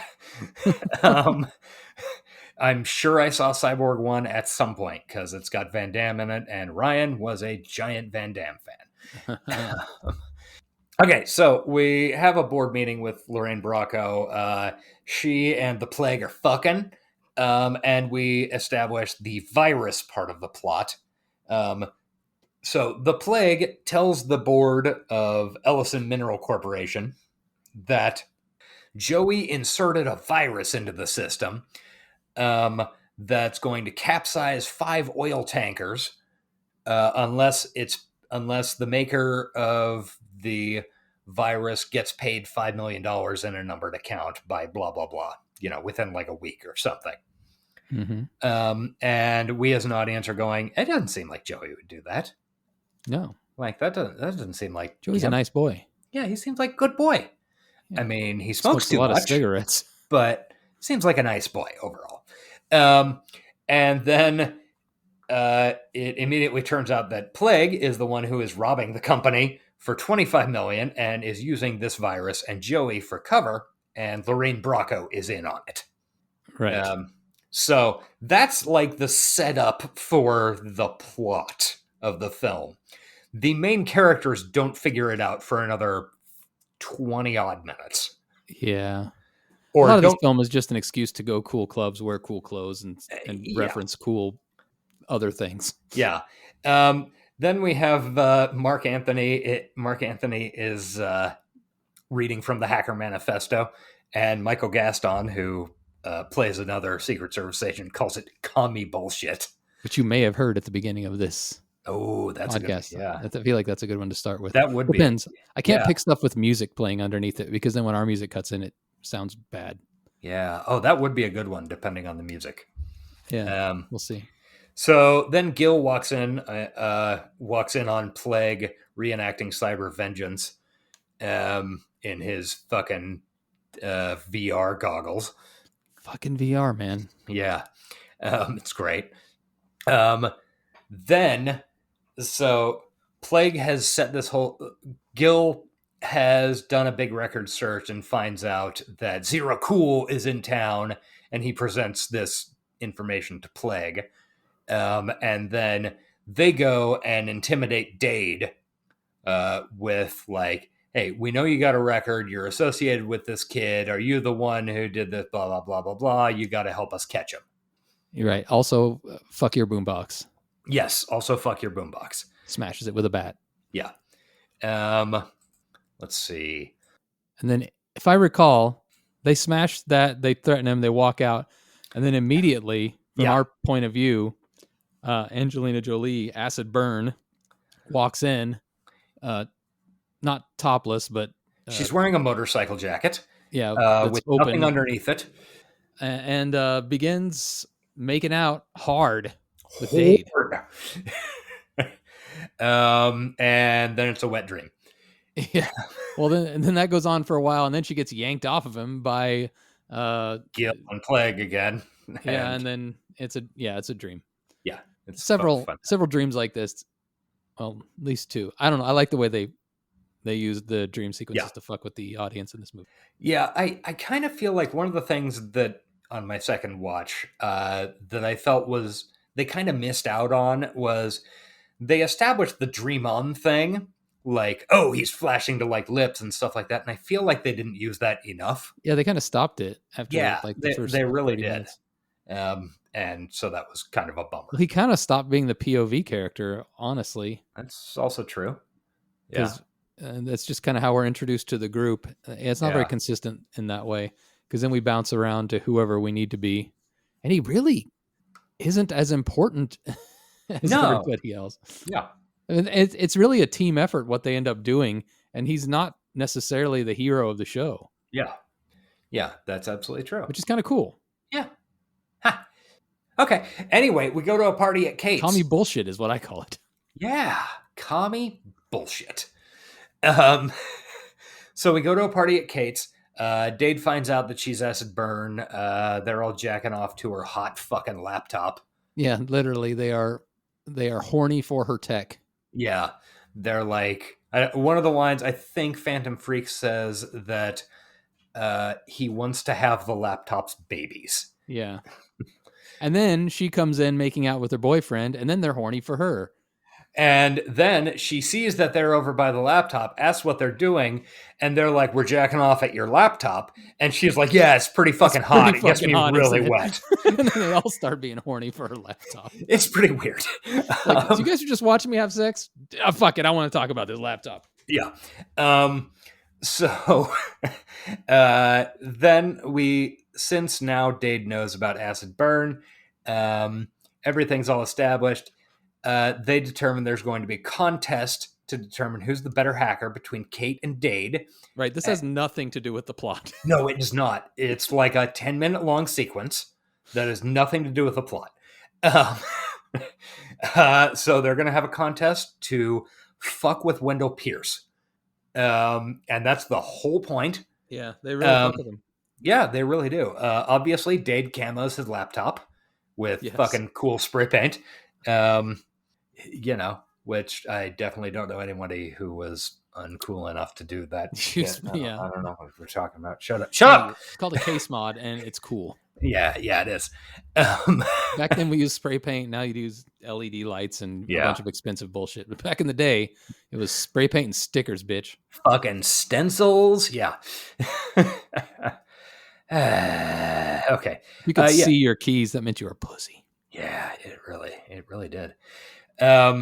Okay, so they fuck with Richard Gill, like fucking destroying his credit and like saying he's got 115 DUIs and getting him arrested. Really problematic personal ad. Oh yeah, really, yeah, that wasn't great. Dated and not cool. Yeah, and it ends when Dade has him declared legally dead. Yeah. So that's fun. And then Kate has a sexy dream. Oh, and the not odds. What's the thing that you pay out in a bet? Stakes? The stakes are they have to go on a date and Kate has to wear a dress, or they have to go on a date and Dade wears a dress. Yeah, because both things are as unlikely to happen, I guess. Yeah. So then Kate has a really sexy dream of Dade in a dress. He's pretty sexy. Yeah, he works it. It likes the sort of fucking red latex number. Mm-hmm. I mean, they pan up him as if he's got to be tucking or something, because they pan up him. He has to be, or I don't know, or maybe that's her dream. Yeah. But yeah, they do the slow pan up him as if we're looking at Angelina Jolie, and then it's revealed it's not Angelina Jolie, and then we all have some gay panic, and it's a great time, right? Yeah, or you're just like, huh? Didn't know I had those feelings. Or you're like, wow, that's a really attractive man. No big deal. Where's his junk? Yeah. don't worry about it. It's like a fucking Ken doll. Yeah. Hey. Is the Barbie movie cyberpunk? Should we cover that? I honestly have no idea. I'm Looks like interested in seeing it. I know, me too. I mean, the fun thing is, since it and Oppenheimer come out the same week, and I think it's while I'm down in Texas, and the theater has a screen. Yeah. What's probably going to happen is, like, it'll be Oppenheimer one week and then Barbie the next, or vice versa. Yeah. So I'll definitely, I'll have the opportunity to see them both. You should. Be easy. Middle of West Texas, there for a fucking biopic about a physicist or a fashion doll. I love that those two movies are getting all kinds of promotion together. Yeah. I mean, I know that's the joke, but it's enjoyable to watch, like the T-shirts that are half Oppenheimer, half Barbie, or the trailer where they swap the audio of the two. It's good stuff. Anyway, back to the sex dream, or did we finish that? Yeah, how did we that pretty end? much finished it. Did it end with a shocking? She sat up in bed, all sweaty, and was like, "I know what dress I need." Yeah. I'll just go down to the red latex dress store.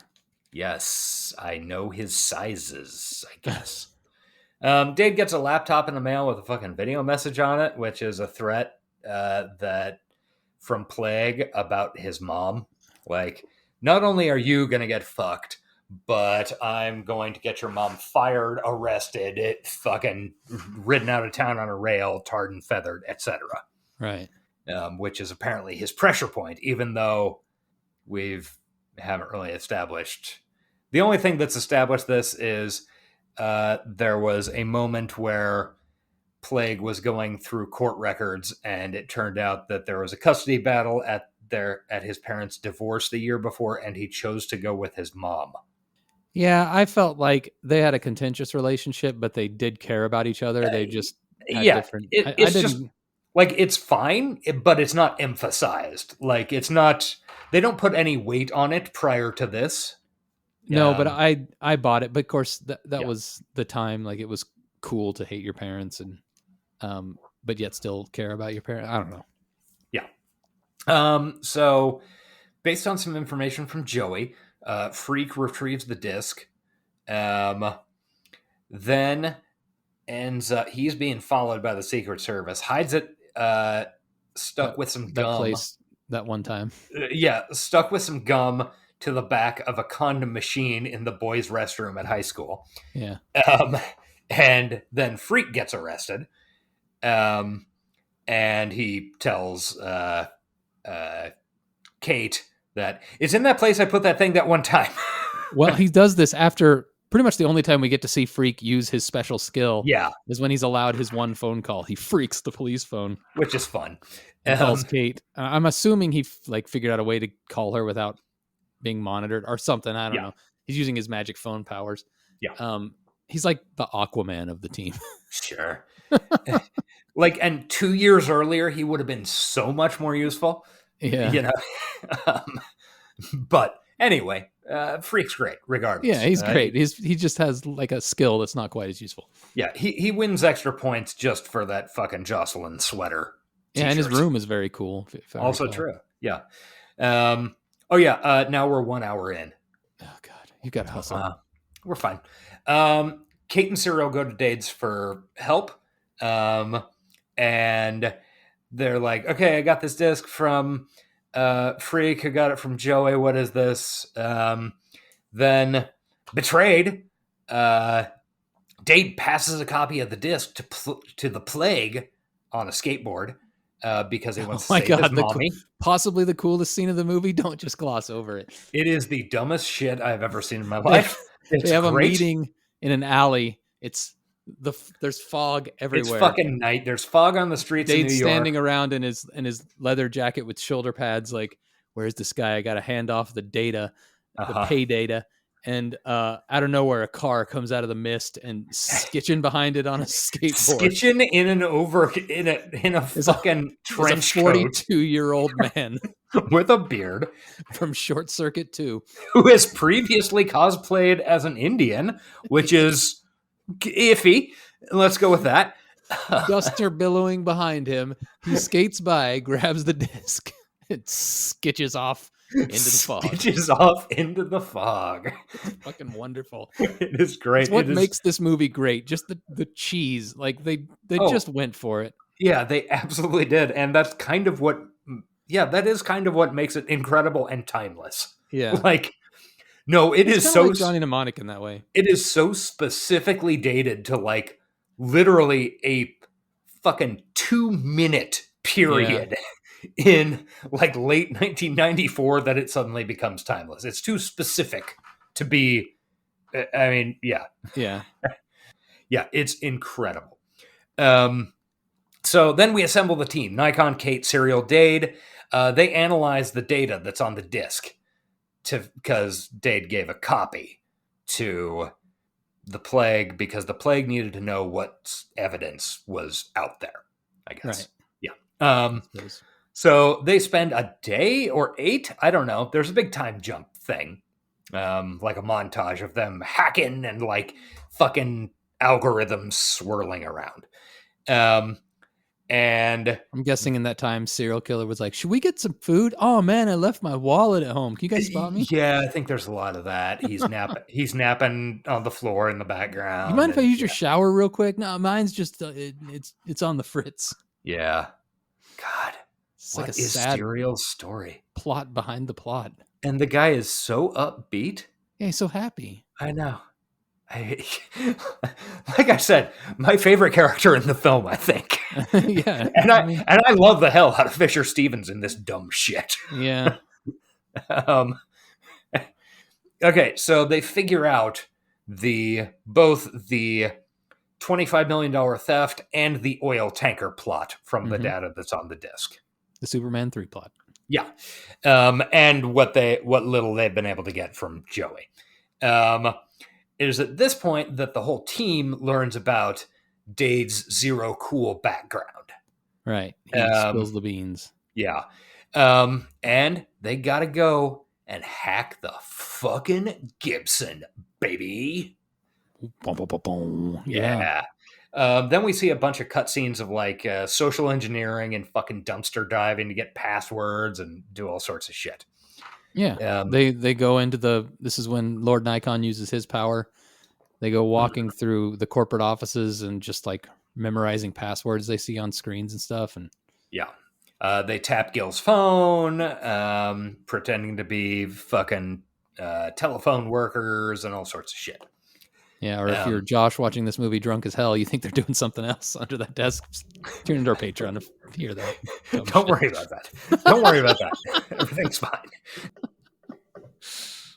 Look, I'm going back into the field on Sunday. I have to keep my BAC up, or else there could be problems.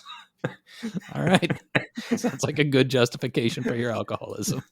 Don't worry about it. It's the summer. It doesn't count. I've been told by doctors that it's fine. Hey, can't trust a doctor. Who can you trust? Exactly. I mean, that's science, right? Okay, so they hear over the phone tap that there are warrants for the whole fucking team to be arrested at 9 a.m. the next day. Yes. They aren't sure that they can do this on their own. So, Kate... Well, this is when there's like a uplifting Zero Cool says, I could hack the Gibson in 10 minutes. And like, that's too slow. And Kate's like, if I help That's too slow. You'll need to get it in under 5. If I helped you, we could do it in 9. And then one by one, they're like, if I helped you, we could do it in 8 until they get down to 5 when everybody's helping. Yeah. And then just for a little extra backup, Kate along with Dade goes and recruits Razor and Blade and their fucking theoretical international hacker team. Yeah, Anonymous, basically. Yeah, pretty much. Recruit Anonymous before Anonymous existed. Yeah. There's a cool montage of like people from all over the world, and there's like some are dudes in suits. That's a little later. Yeah. Oh, is it? Okay. Yeah, we get it sets up she convinces Razor and Blade to help. And Dade is like, those guys seem like fucking flakes. And she's like, they're elite. Don't worry about it. And Then we cut to the next morning, and you see a little countdown on Dade's computer at his house, where he has fucked with every goddamn traffic light in Manhattan, apparently, to tie up all the cops. And the team is doing their big hack from the phone banks in Grand Central. That's a very Shadowrun-y move, right? Yeah. Distract the cops with traffic light hacking. Yeah. So, it's a pretty good move. We see a bunch of, just like minor fender benders and like... But we know in reality, if that happened, it would be countless deaths. Mm-hmm. Yeah. Yeah, exactly. That's like a Fast and Furious movie. Yes. I mean, there are massive, like, one of the, quick detour back to Fast X. This, if you remember, I mentioned a giant circular bomb ping-ponging around Rome. Yes, you did. It goes off. Neat. It is a neutron bomb, it says. Spoiler alert. Like, this is 30 minutes in, doesn't matter. And it really doesn't matter. One of those few movies where a neutron bomb going off in the middle of Rome doesn't really matter. Yeah, exactly. Like, literally one scene later, you see in the background a fucking news broadcast. Surprisingly, no casualties in Rome. So realistic. Like, these people have caused, over the course of 10 movies, these people have caused fucking mass death on the scale of, like, statistics. Yeah. And as you might recall, it began by stealing DVD player TVs out of the back of semis. Yeah. A higher body count than soon to be out Oppenheimer. Mm-hmm. Yeah. Okay, back to the movie we were actually watching for this. Yeah, they tie up the cops. They're doing a hack from the giant fucking phone banks at Grand Central Station. Like, the whole team's there. They're dumping a bunch of viri into the Ellison computers to distract the Plague and the other security staff. Oh, and we never really mentioned that the Plague's like right-hand man is Penn Jillette from Penn and Teller. Yes. Also, we never mentioned the fucking like computer room at Ellison is this cool like series of fucking pillars with like lights in them and shit. Yeah, it's very, very 90s.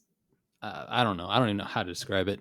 It very 90s. Yeah, it looks like a Power Ranger set. It looked like it could be inside the computers in Tron. Yeah, is what they were going for. And like at some points, like shit's going on, like there's lightning chasing up these pillars with the mainframes in them or whatever. It's very neat looking. You know, like what happens when you use computers. Exactly. Yeah. You know, my laptop is doing it right now. My pillar's lighting up as we speak. I don't know about you. Yeah, exactly. So it's a Gibson, baby. The whole plot of this is they got to get a full copy of the garbage file as evidence. Because Joey had only gotten like, I don't know, 80% of it or something. Right. And we all know if you expose the bad guys, then that's all you have to do and justice is served soon after. Exactly. Like if they were to be exposed like as, I don't know, just off the dome, having thousands of classified documents in their tacky ass chandelier having bathroom. Fucking Christ. That would obviously solve the problem. Every they would go down. Fucking one of those crystal surfaces has poop particles on it. I know. Every fucking one. Anyway, so they're about to lose though, because the Plague is just that fucking good. He is booting them out of the system. He is killing fucking viri left and right. He's a machine. He is winning. And also, he's on the Gibson. Yeah. But then Razor and Blade show up fashionably late with their fucking international coalition of hackers. Yeah.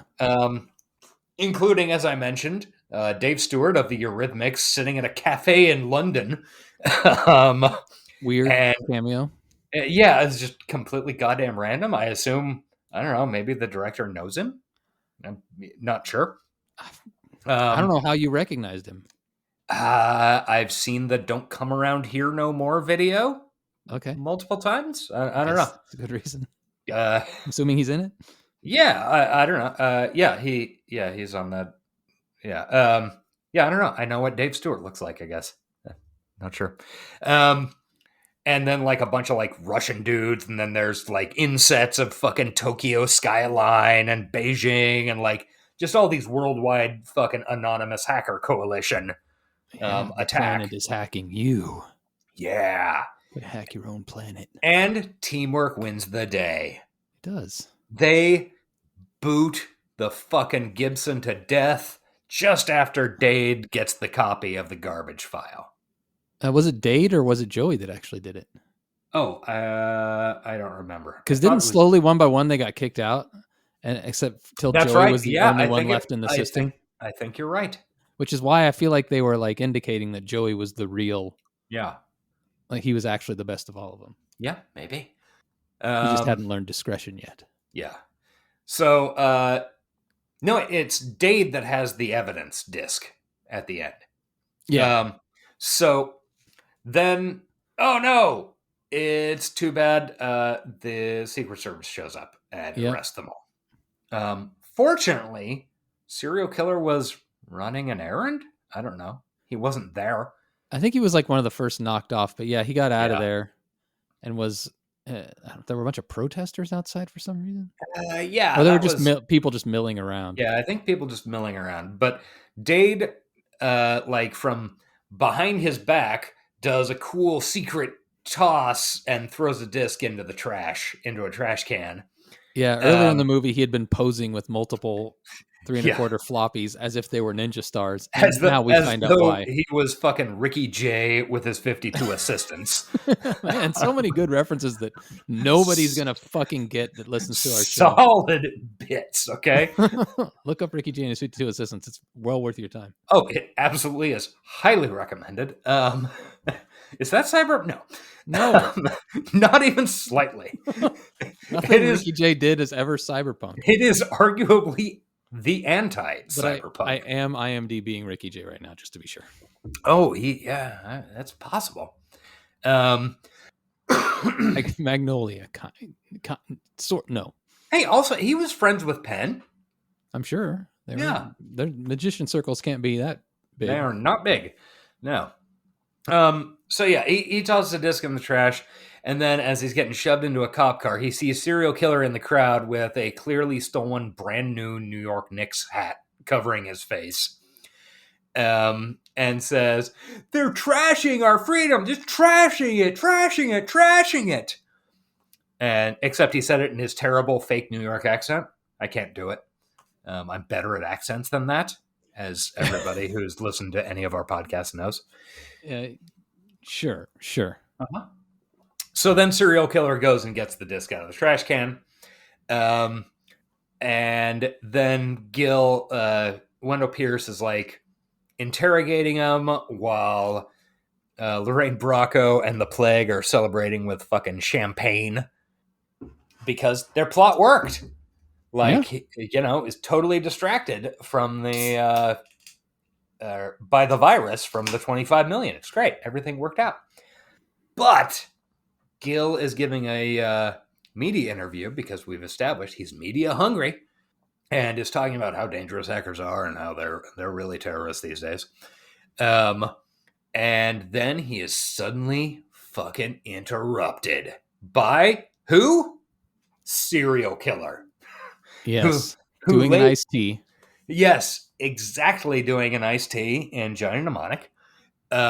Lays out the entire plot of the fucking movie and lays out the evidence about the Plague and Lorraine Bracco and the numbered account that, money was going into and so on and so forth. And then it zooms back and he says, and you see intercuts of this footage on in Times Square and on every fucking TV screen and shit because Razor and Blade are elite hackers. Right. And it zooms out and eventually gets to a satellite and serial killer says, "Yo, I kind of feel like God." And there's a little echo on it as it goes into space. It's weird the way they did that, huh? Yeah, it's pretty funny. So then Plague tries to escape to Japan in some great fucking makeup. Like, Oh, right. he's Really bad beard and hair Yeah. wig. it's awesome. But then he's arrested. Yeah. Wendell Pierce thought, I'm not going to arrest him in the airport. I'm going to get on a flight to Japan. I'm going to get Probably on a fucking JAL. 16-hour flight. Yeah. And I'm going to get him in the middle of it so that we can fly all the way to Japan and then fly home. Yeah. I mean, look, It's on the Secret Service agents want fucking vacations just as much as we do. Sure. I mean, ACAB, and that includes the Secret Service, but regardless. The bunk is the only one excused from ACAB? No, probably not. He probably bad too. Having rewatched The Wire within the past about year, he's a lot less bad than virtually every cop we see on the show, but still not great. Yeah, entertaining as hell though. Yeah, he is. Fuck. All right, then the denouement. Denouement. It closes with the date, which I just realized when I was typing these notes up 3 hours ago. Okay, so if you were to make like a fucking tabloid romance name between Dade and Kate, what would you come up with? Cade? Date. Yeah. Yeah, they have their date at the end of the movie. They're in a swimming pool. She's wearing a dress. Mm-hmm. The guy's determined that he won not because he was the better hacker, but because it was the only way he would get a date. Oh, it was a pity win. Yeah, it was a pity win. Anyway, they make out in a pool, and there is a fucking horrible song over the credits, apparently by Squeeze. Huh. Take your word for it. Yeah, I just fast forwarded through the credits to figure out what the last song was, and yeah, that's apparently fucking Squeeze. It totally doesn't fit with the rest of the soundtrack, which is all fucking orbital and, I wanted to go through the track listing, but first I wanted to point out, as I did in the Patreon, that when Angelina Jolie does a kiss scene, she does the full Axl Rose commitment. Mm-hmm. Yes. And good for her. Yeah, absolutely. So then the movie ends, and it turns out that the guys, i.e. the rest of the team, it'd be cool if there was another girl hacker on it, but yeah, there could have been more representation in this film, but it was the 90s. Hey, look, we had a black guy and a Puerto Rican guy, and I mean, that's honestly, like, for mid-90s, that is very forward thinking. Yeah. Especially if the Puerto Rican guy was maybe queer.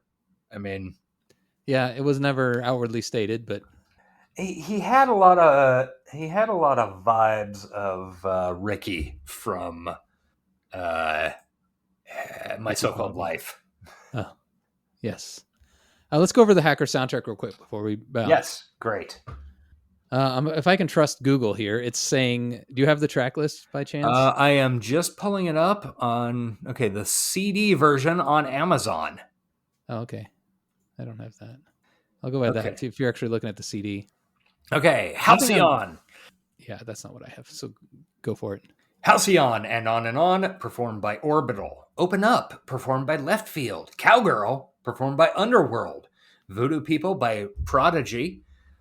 Connected by Stereo MCs. That was the one that was in the party scene. Self-connected. Yeah. And I can't remember. I think you said you had never heard that song before in your life. Maybe that was something else. Not to that song. Okay. I just sang it. I've obviously heard that song. Yeah. Maybe it was the Voodoo People song. That's possible. One Love by the Prodigy. Fucking original bedroom rockers performed by Kruder and Dorfmeister. I don't know what that is. Dorfmeister, Steven Dorff. Yes, let's assume so. Okay. Good Grief, performed by Urban Dance Squad, and Heaven Knows, performed by Squeeze. That's the end of disc 1. Pretty good soundtrack.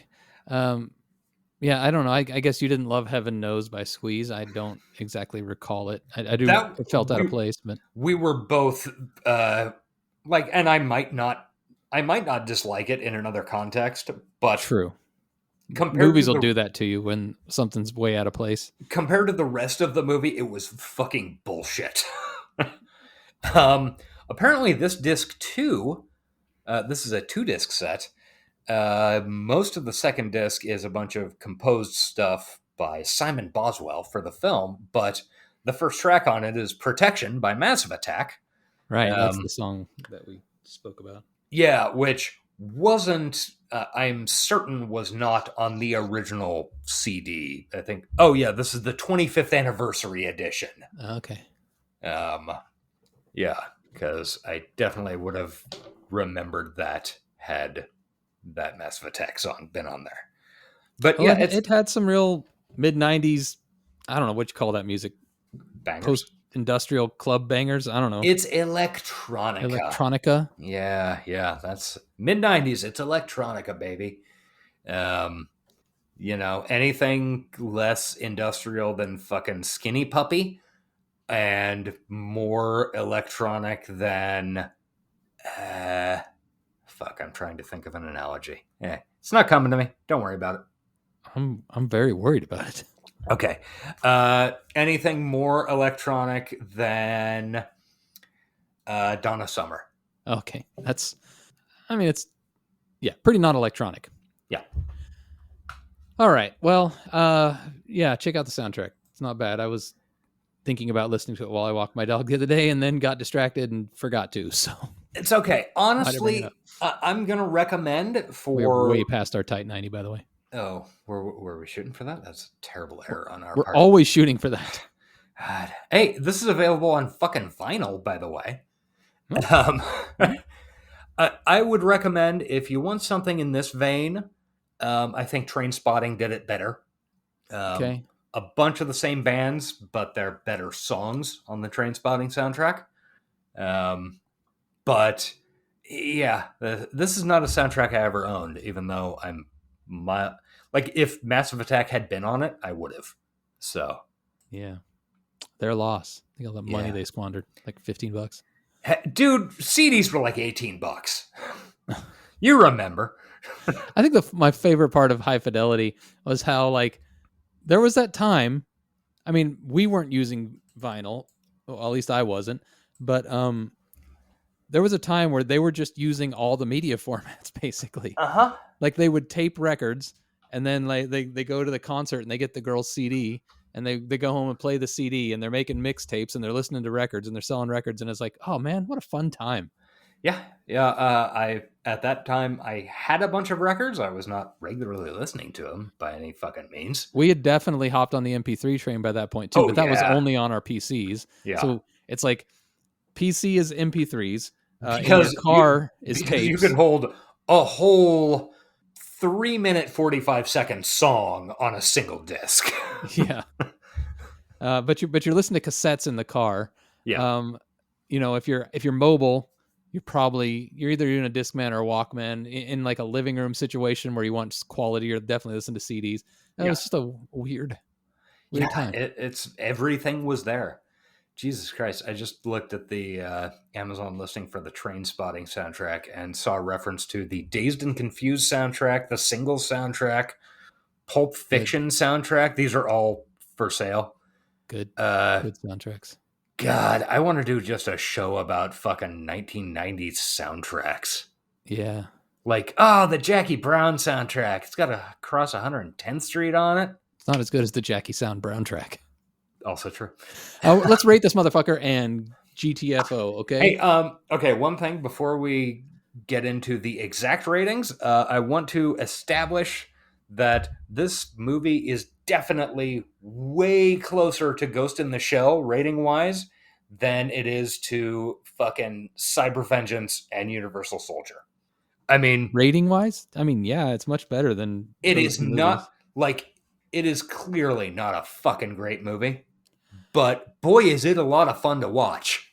For some reason, I remember it being more of like a joke, like not a good joke. Like that movie was dumb.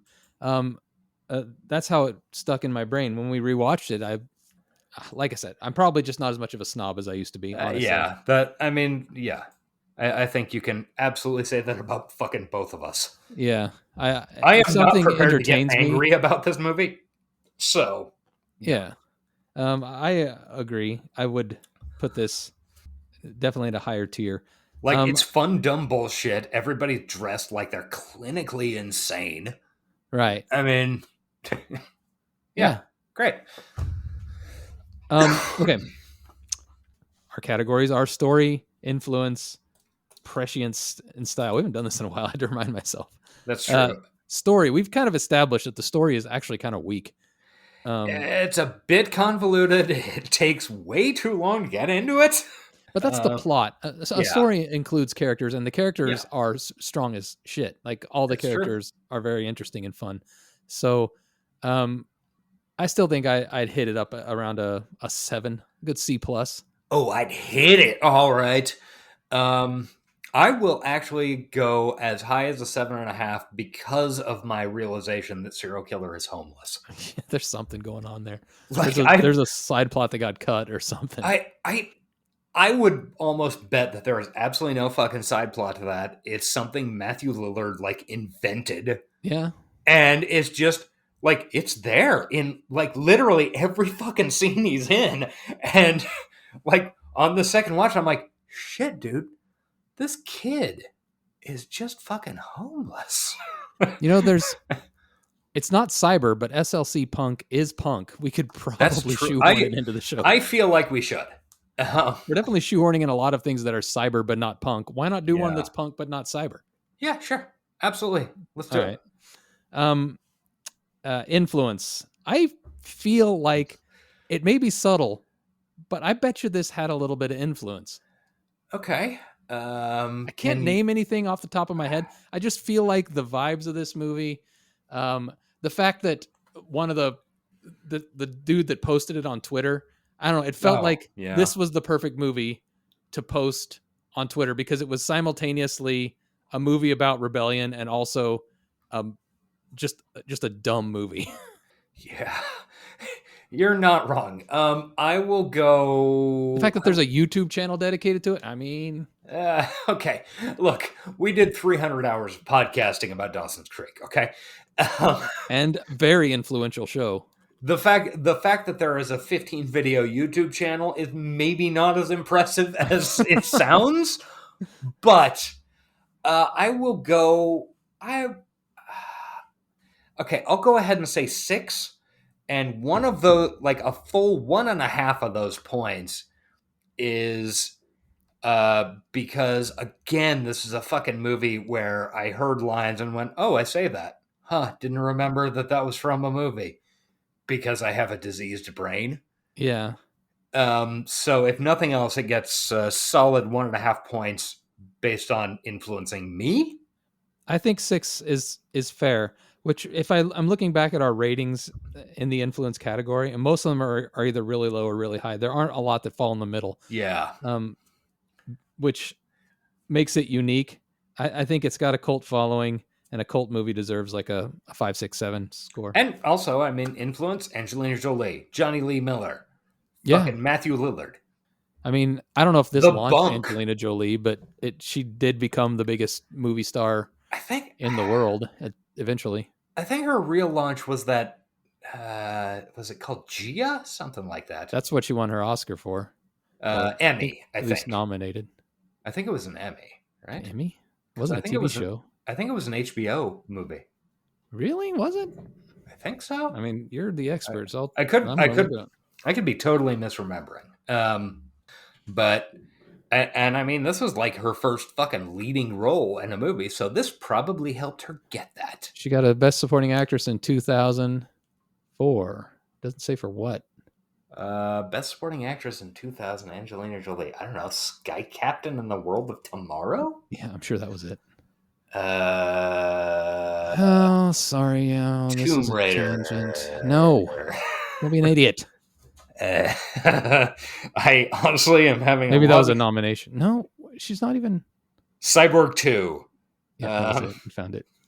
Okay, Google's a liar.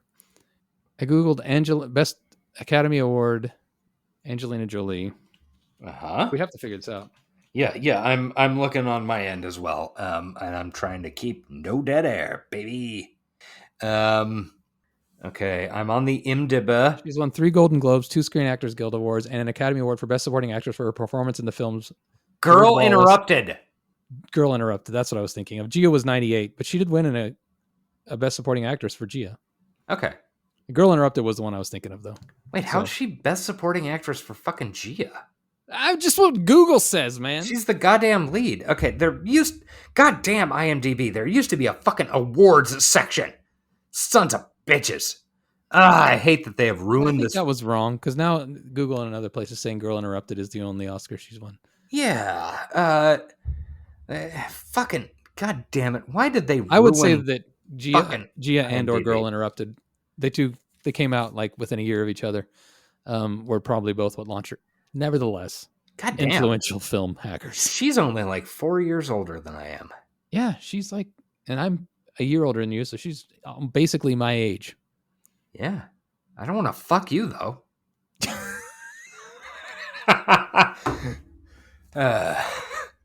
That was a joke. She's actually she's a very attractive woman, but she's not to my specific tastes. That was fucking cold, man. All right. Look, you're fine. I'd rather have Johnny Lee Miller. You're all right. Look, Matthew Lillard's more to your specific taste. All right, let's go to. Look, you're all right. You're a handsome man. Go ahead. Thank you. Yeah. Prescience. This movie doesn't really. No. It's takes place in the present, and it exists in the past. So NA? Is that a possible rating? It's kind of an NA.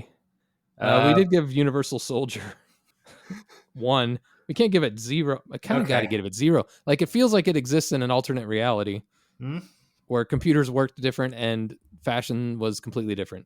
Yeah. Okay, let's go with corporations 2. are bad, though. You got to give it that. Corporations are very bad. And tiny sunglasses are a thing. It kind of predicted Anonymous. Sure. Let's go with that. Okay, let's give it a 3 for that. Yeah. I think it's fair. Given a 3 for kind of predicting like a hidden hacker network of normal people. Yeah. Fucking wonderful. Great. Okay. Style. Oh, baby. Style 10. 10 out of 10. You're going 10. I absolutely am. I mean, fucking crop top, Lou Reed sweater, Dead Kennedy's torn up, fucking white jumpsuit, motorcycle jacket. It's fucking hard. Jocelyn sweater t-shirt. It's true. It's hard to argue. I am not going to go for 10, though. Fucking Plague in like a Sherpa material overcoat and a gold brocade vest. It absolutely deserves every bit of a 9, but I just can't give it that. The only thing I've given a 10 to in style is Tron. Oh, also Angelina Jolie's pixie haircut. Damn, that might put me over to 10. And Matthew Lillard's fucking like 4 braids. I don't even know what that's called. Yeah. No, I'm gonna stick at 9. Okay. I mean, I really feel like you should push it up to 9.5 because this is like hair-wise, this is 1995 exactly. I know. I just okay. I think they could have gone a step further. Lord Nikon in the monk robe. I've got no complaints. Oh my god. Okay, I just remembered the skateboarding in the fog scene, and I'm moving it up to 10. That is nothing but style. Okay, it's a 10. Okay. That fucking scene. He's wearing a Sherpa material overcoat. All right. With a gold brocade vest, and he's sketching on the side of a fucking town car. It's amazing. Great film. On a 1 to 5 scale, I'm giving it 4 hand raisers just for fun. I think 4 is absolutely correct. I had so much fun watching this movie twice. Yeah. It's good shit. Yeah, this movie is a solid goddamn bit of business. All right, well, we did it. I don't know if literally anybody in this movie or involved with this movie would say it was their proudest fucking moment.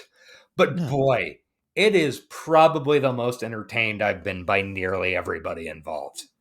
And I really like Matthew Lillard. And I've watched, I don't know, a fucking 100 hours of Johnny Lee Miller playing Sherlock.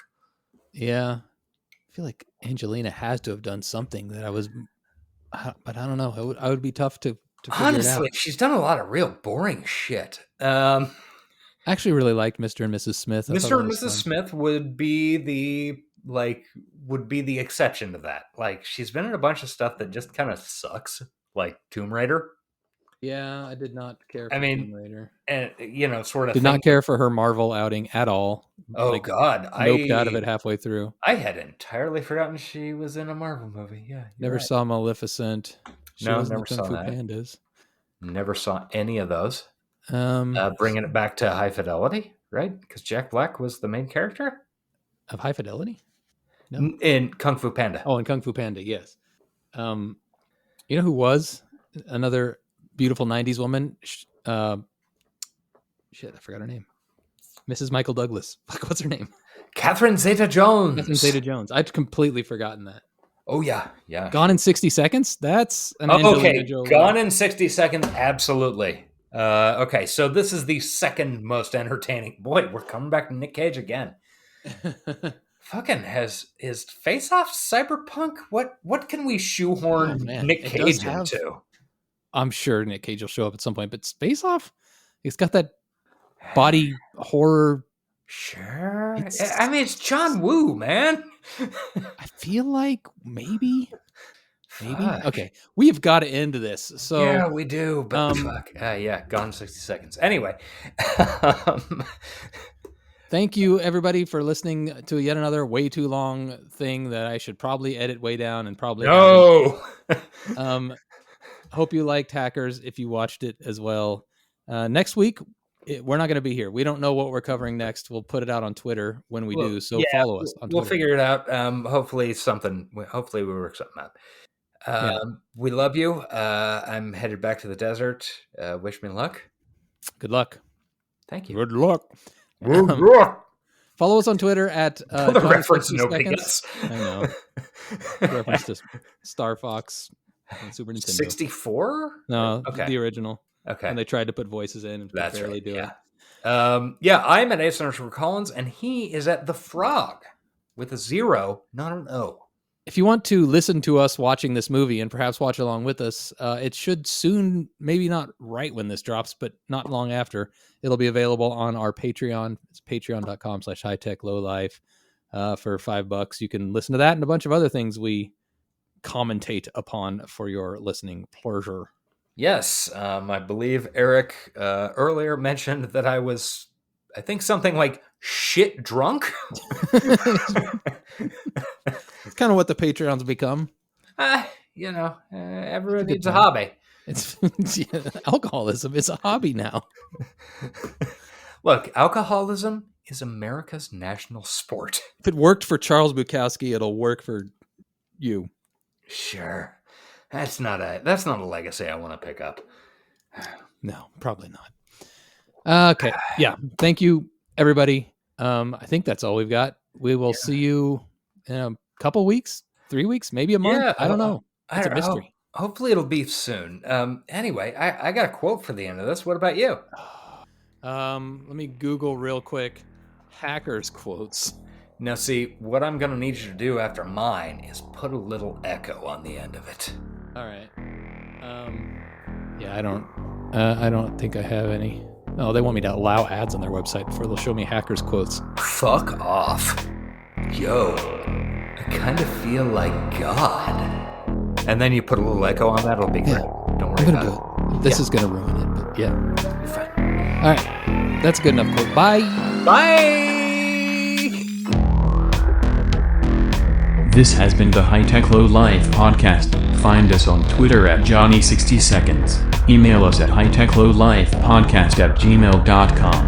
And find us on Patreon at patreon.com/hightechlowlife. Theme music provided by Nia Lore at nialore.com. Thank you for listening.